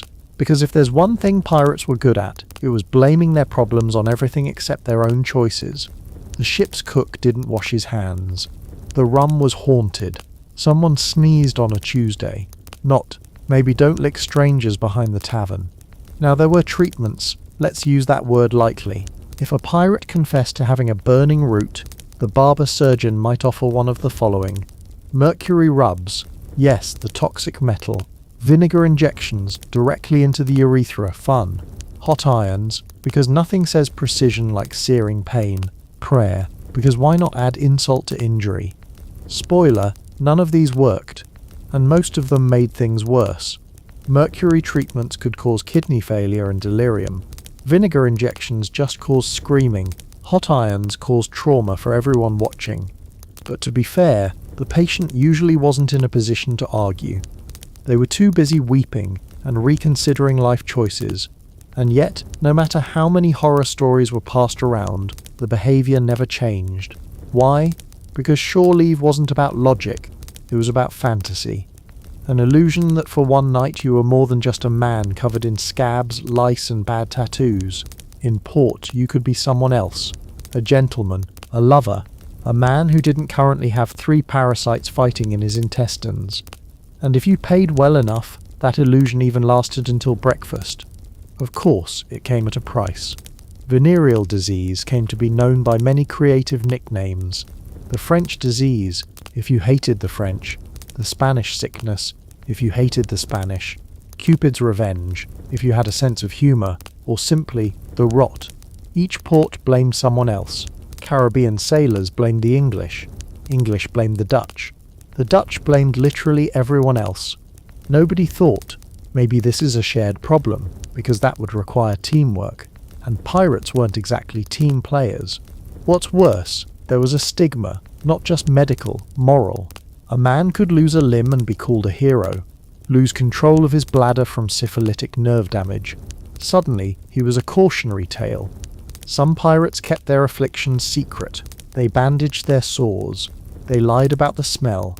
They said it was just swamp fever or a scrape from a duel. Anything to avoid the shame of being dirty in a crew that openly peed off the side of the boat and thought soap was a French conspiracy. Others leaned into it. They'd boast, "I caught it from a queen in Port Royal. I burned like fire, but she was worth it. I can't see out of one eye, but I saw heaven for 10 minutes." There was a kind of masochistic pride in surviving venereal disease, like walking through hell and still having enough teeth to chew beef jerky. And yet, the problem only grew, because for every pirate who learned his lesson, there were 10 more willing to risk it all for a night of illusion and sweat. And the diseases evolved. They got sneakier. Some lay dormant for weeks. Others disguised themselves as skin conditions or mild fevers. By the time the symptoms appeared, the ship was already miles from port, and half the crew had shared the same bottle, hammock, and girl. At that point, why bother? It was like putting out a fire with rum. So they adapted. They joked about it. They made songs about it. They created rules. Don't sleep with anyone from Dock 3. Always ask for the red scarf. Stick to the same girl if you can afford it. Because even pirates knew that consistency helped, just not enough to actually do anything about it. But occasionally things got serious. A quartermaster collapsed. A beloved gunner started seeing ghosts. The captain's voice changed pitch mid-sentence and never recovered. That's when paranoia kicked in. Whispers, finger-pointing, rumours of curses, or worse, spies. Because if you were sick and acting strange, clearly you were possessed, or working with the Navy, or both. It was never, maybe he just has untreated syphilis rotting his brain. And if you died from it, there were no elegies. You were quietly dumped into the sea. No prayers, no coins. Just a muttered warning not to use the same brothel on the next stop. But the cycle continued, because pirates weren't wired for long-term thinking. If it didn't kill them today, it wasn't real. If it only burned a little, drink more. If your vision blurred, patch it up and say it was a knife fight. If your hair fell out, blame the sun. They normalized it. A slow death became part of the job. You stole, you drank, you gambled, you scratched, you rotted. Repeat. And somehow it still felt worth it, because the alternative was celibacy and vegetables. And to a pirate, that sounded worse than dying, so they kept doing what pirates do best, living hard, loving recklessly, and blaming their symptoms on everything except what actually caused them. There's something about lawlessness and salt water that breeds delusion. Pirates, as a species, were absolutely convinced they could not die. Or if they did, they'd come back hotter and with better tattoos. This wasn't confidence. It was mythology, invented by themselves, for themselves, to explain why, despite bleeding from 6 places and coughing up things with legs, they were still standing. You see, on a pirate ship, health wasn't measured in medical terms, it was measured in survival. You still breathing? Congratulations, you're healthy. Did your wound stop gushing blood? That's a cure. Lost a limb but didn't scream? You're immortal now. Pirates wore their injuries like trophies, not as cautionary tales, but as proof that their bodies were blessed, cursed maybe, but in a fun way. And the younger the pirate, the stronger the delusion. 18-year-olds who hadn't bathed in weeks but believed themselves invulnerable. 20-somethings who thought a bullet wound was just an upgrade. 30-year-olds, if they made it that far, were considered ancient and probably full of witchcraft. The legend of pirate immortality was part bravado, part misunderstanding, and part sheer ignorance. They didn't understand infection, they didn't believe in long-term consequences, and they definitely didn't believe in the idea that their own behaviour might kill them. Why would they? They'd seen friends fall off masts and walk again, seen men stabbed in the ribs only to get drunk an hour later. They'd poured rum on a wound and called it surgery. It worked. Sometimes. And when it didn't, well then, the man was weak. Not everyone was chosen, because yes, they also believed in being chosen. That some men had stronger blood, faster healing, hearts that beat like war drums and bones made of salt and steel. And the evidence? Tattoos. Because if you permanently inked a skull on your chest, surely death would notice and get confused, or respect you enough to come back later. Pirates treated tattoos like magical armor. A dagger across the arm meant you'd always win in battle. An anchor on your chest, you'd never drown. A serpent wrapping your neck, immunity from venom, or syphilis depending on who you asked.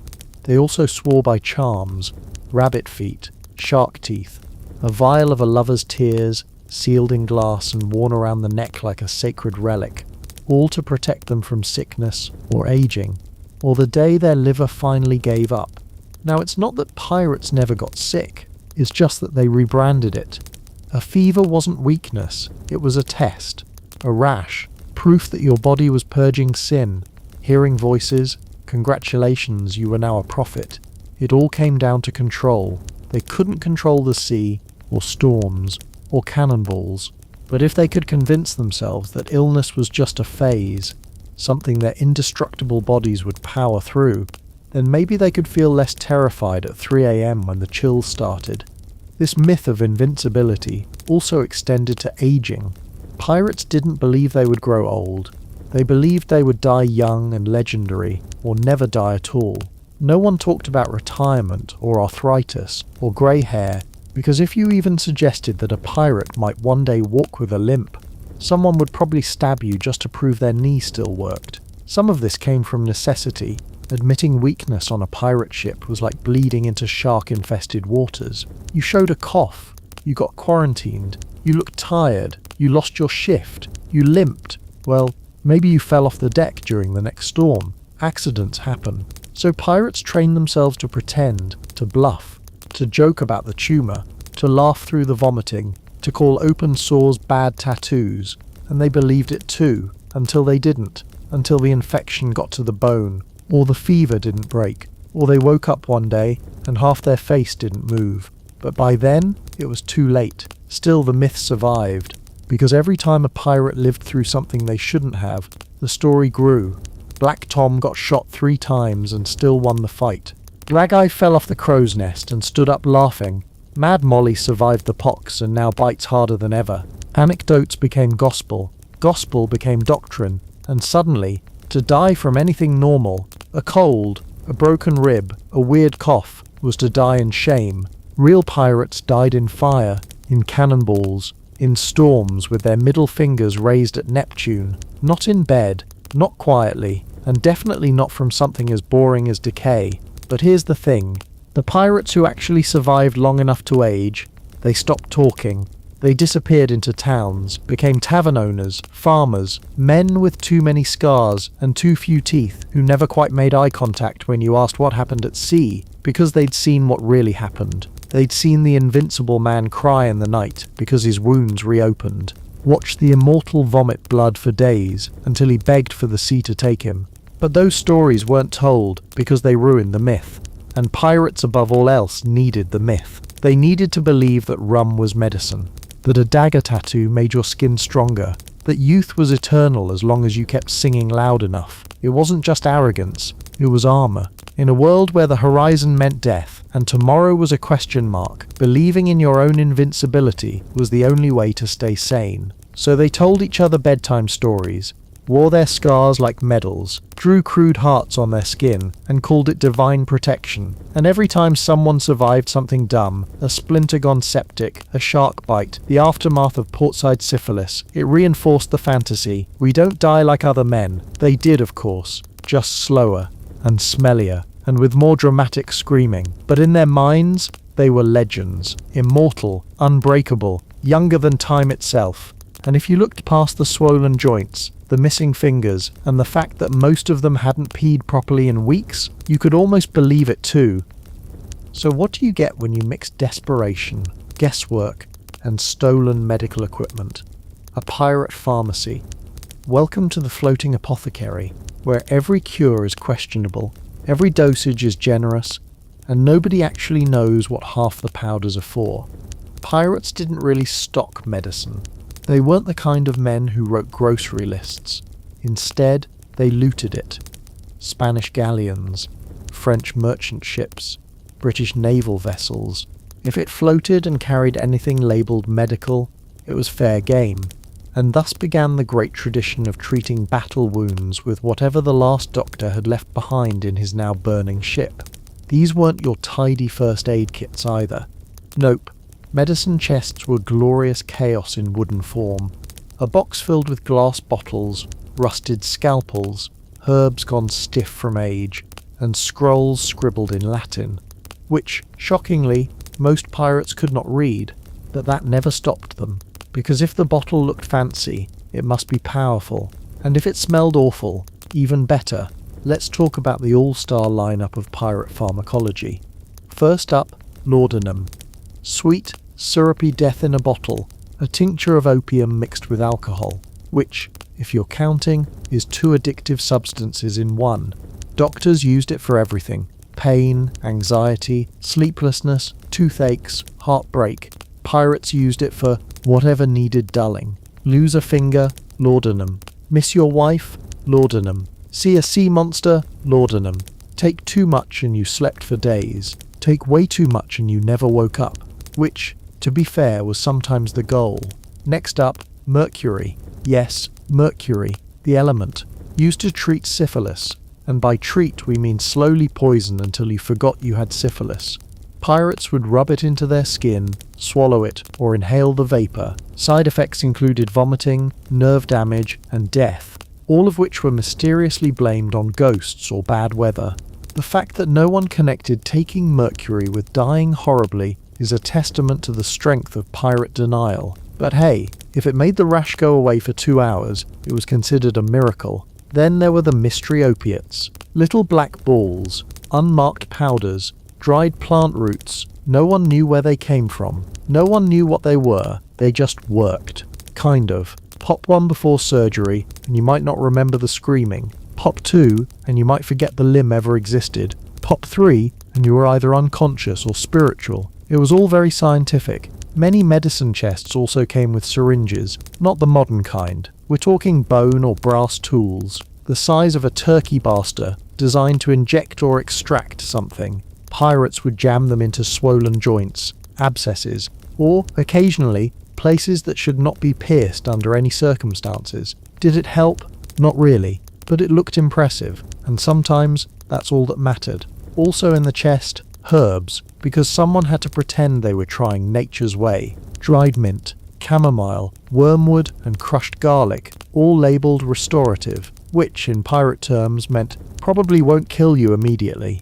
These were boiled into teas, mashed into poultices, or stuffed into wounds with the confidence of a man who once watched a goat recover from a limp. Then there was the alcohol, not just rum, medicinal spirits, strong enough to strip paint, used to sterilize tools, or clean wounds, or, more realistically, get everyone too drunk to care about the pain. The chest might also include leeches. Yes, real leeches, stored in jars, used to balance the humours, because apparently draining blood was still considered helpful in the 18th century. Pirates would slap a few onto your leg and tell you to wait for the healing to begin. If you fainted, they assumed it was working. And of course, there were manuals, medical guides written in thick, pretentious script, filled with words like phlogiston, catamora, and miasma, none of which made sense to a pirate who thought infection was a type of mood.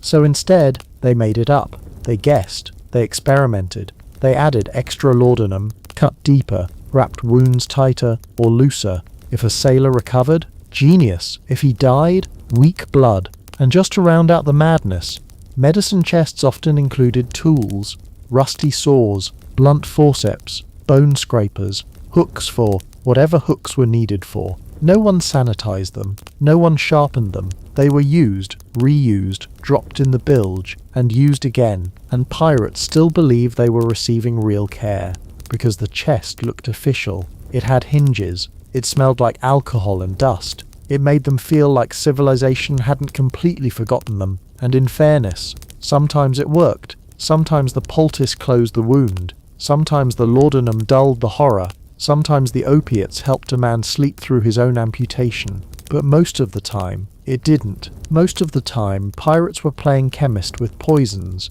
treating fever with mercury, treating pain with addiction, treating trauma with sedation so deep they forgot their own name. And if they survived, it became a story. You should have seen what I took. I saw the gods. Then I woke up, stronger. That was the myth. The chest became sacred, a symbol of authority. The man who carried it, often the barber or the doctor, was feared, respected, or avoided at all costs, because he held the power to kill you gently or cure you violently. It all depended on which bottle he grabbed first. And so, the pirate medicine chest sailed on, from ship to ship, port to port, its contents slowly replaced with stolen guesses and powdered lies, a floating monument to medical improvisation and pharmacological recklessness. No expiration dates, no labels, just hope, opium, and a bit of blind faith. And somehow, that was enough, because if you believed it could heal you, maybe it could, or at least knock you out long enough that you didn't care either way.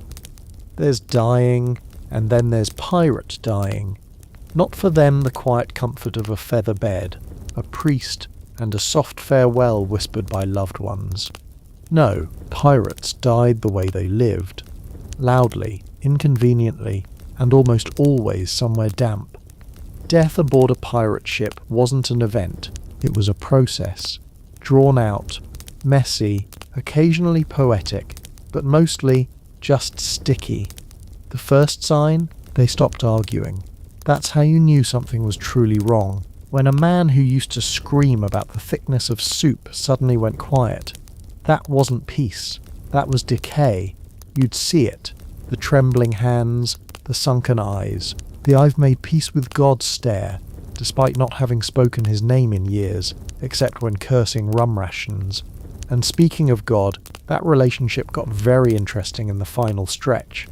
Pirates were famously spiritual in a selectively devout way. Ignore commandments 6 days a week, cry out for forgiveness on the 7th, or at least before the fever fully takes hold. Some clutched crosses they hadn't seen since childhood. Others made vague hand gestures skyward, just in case the divine was watching.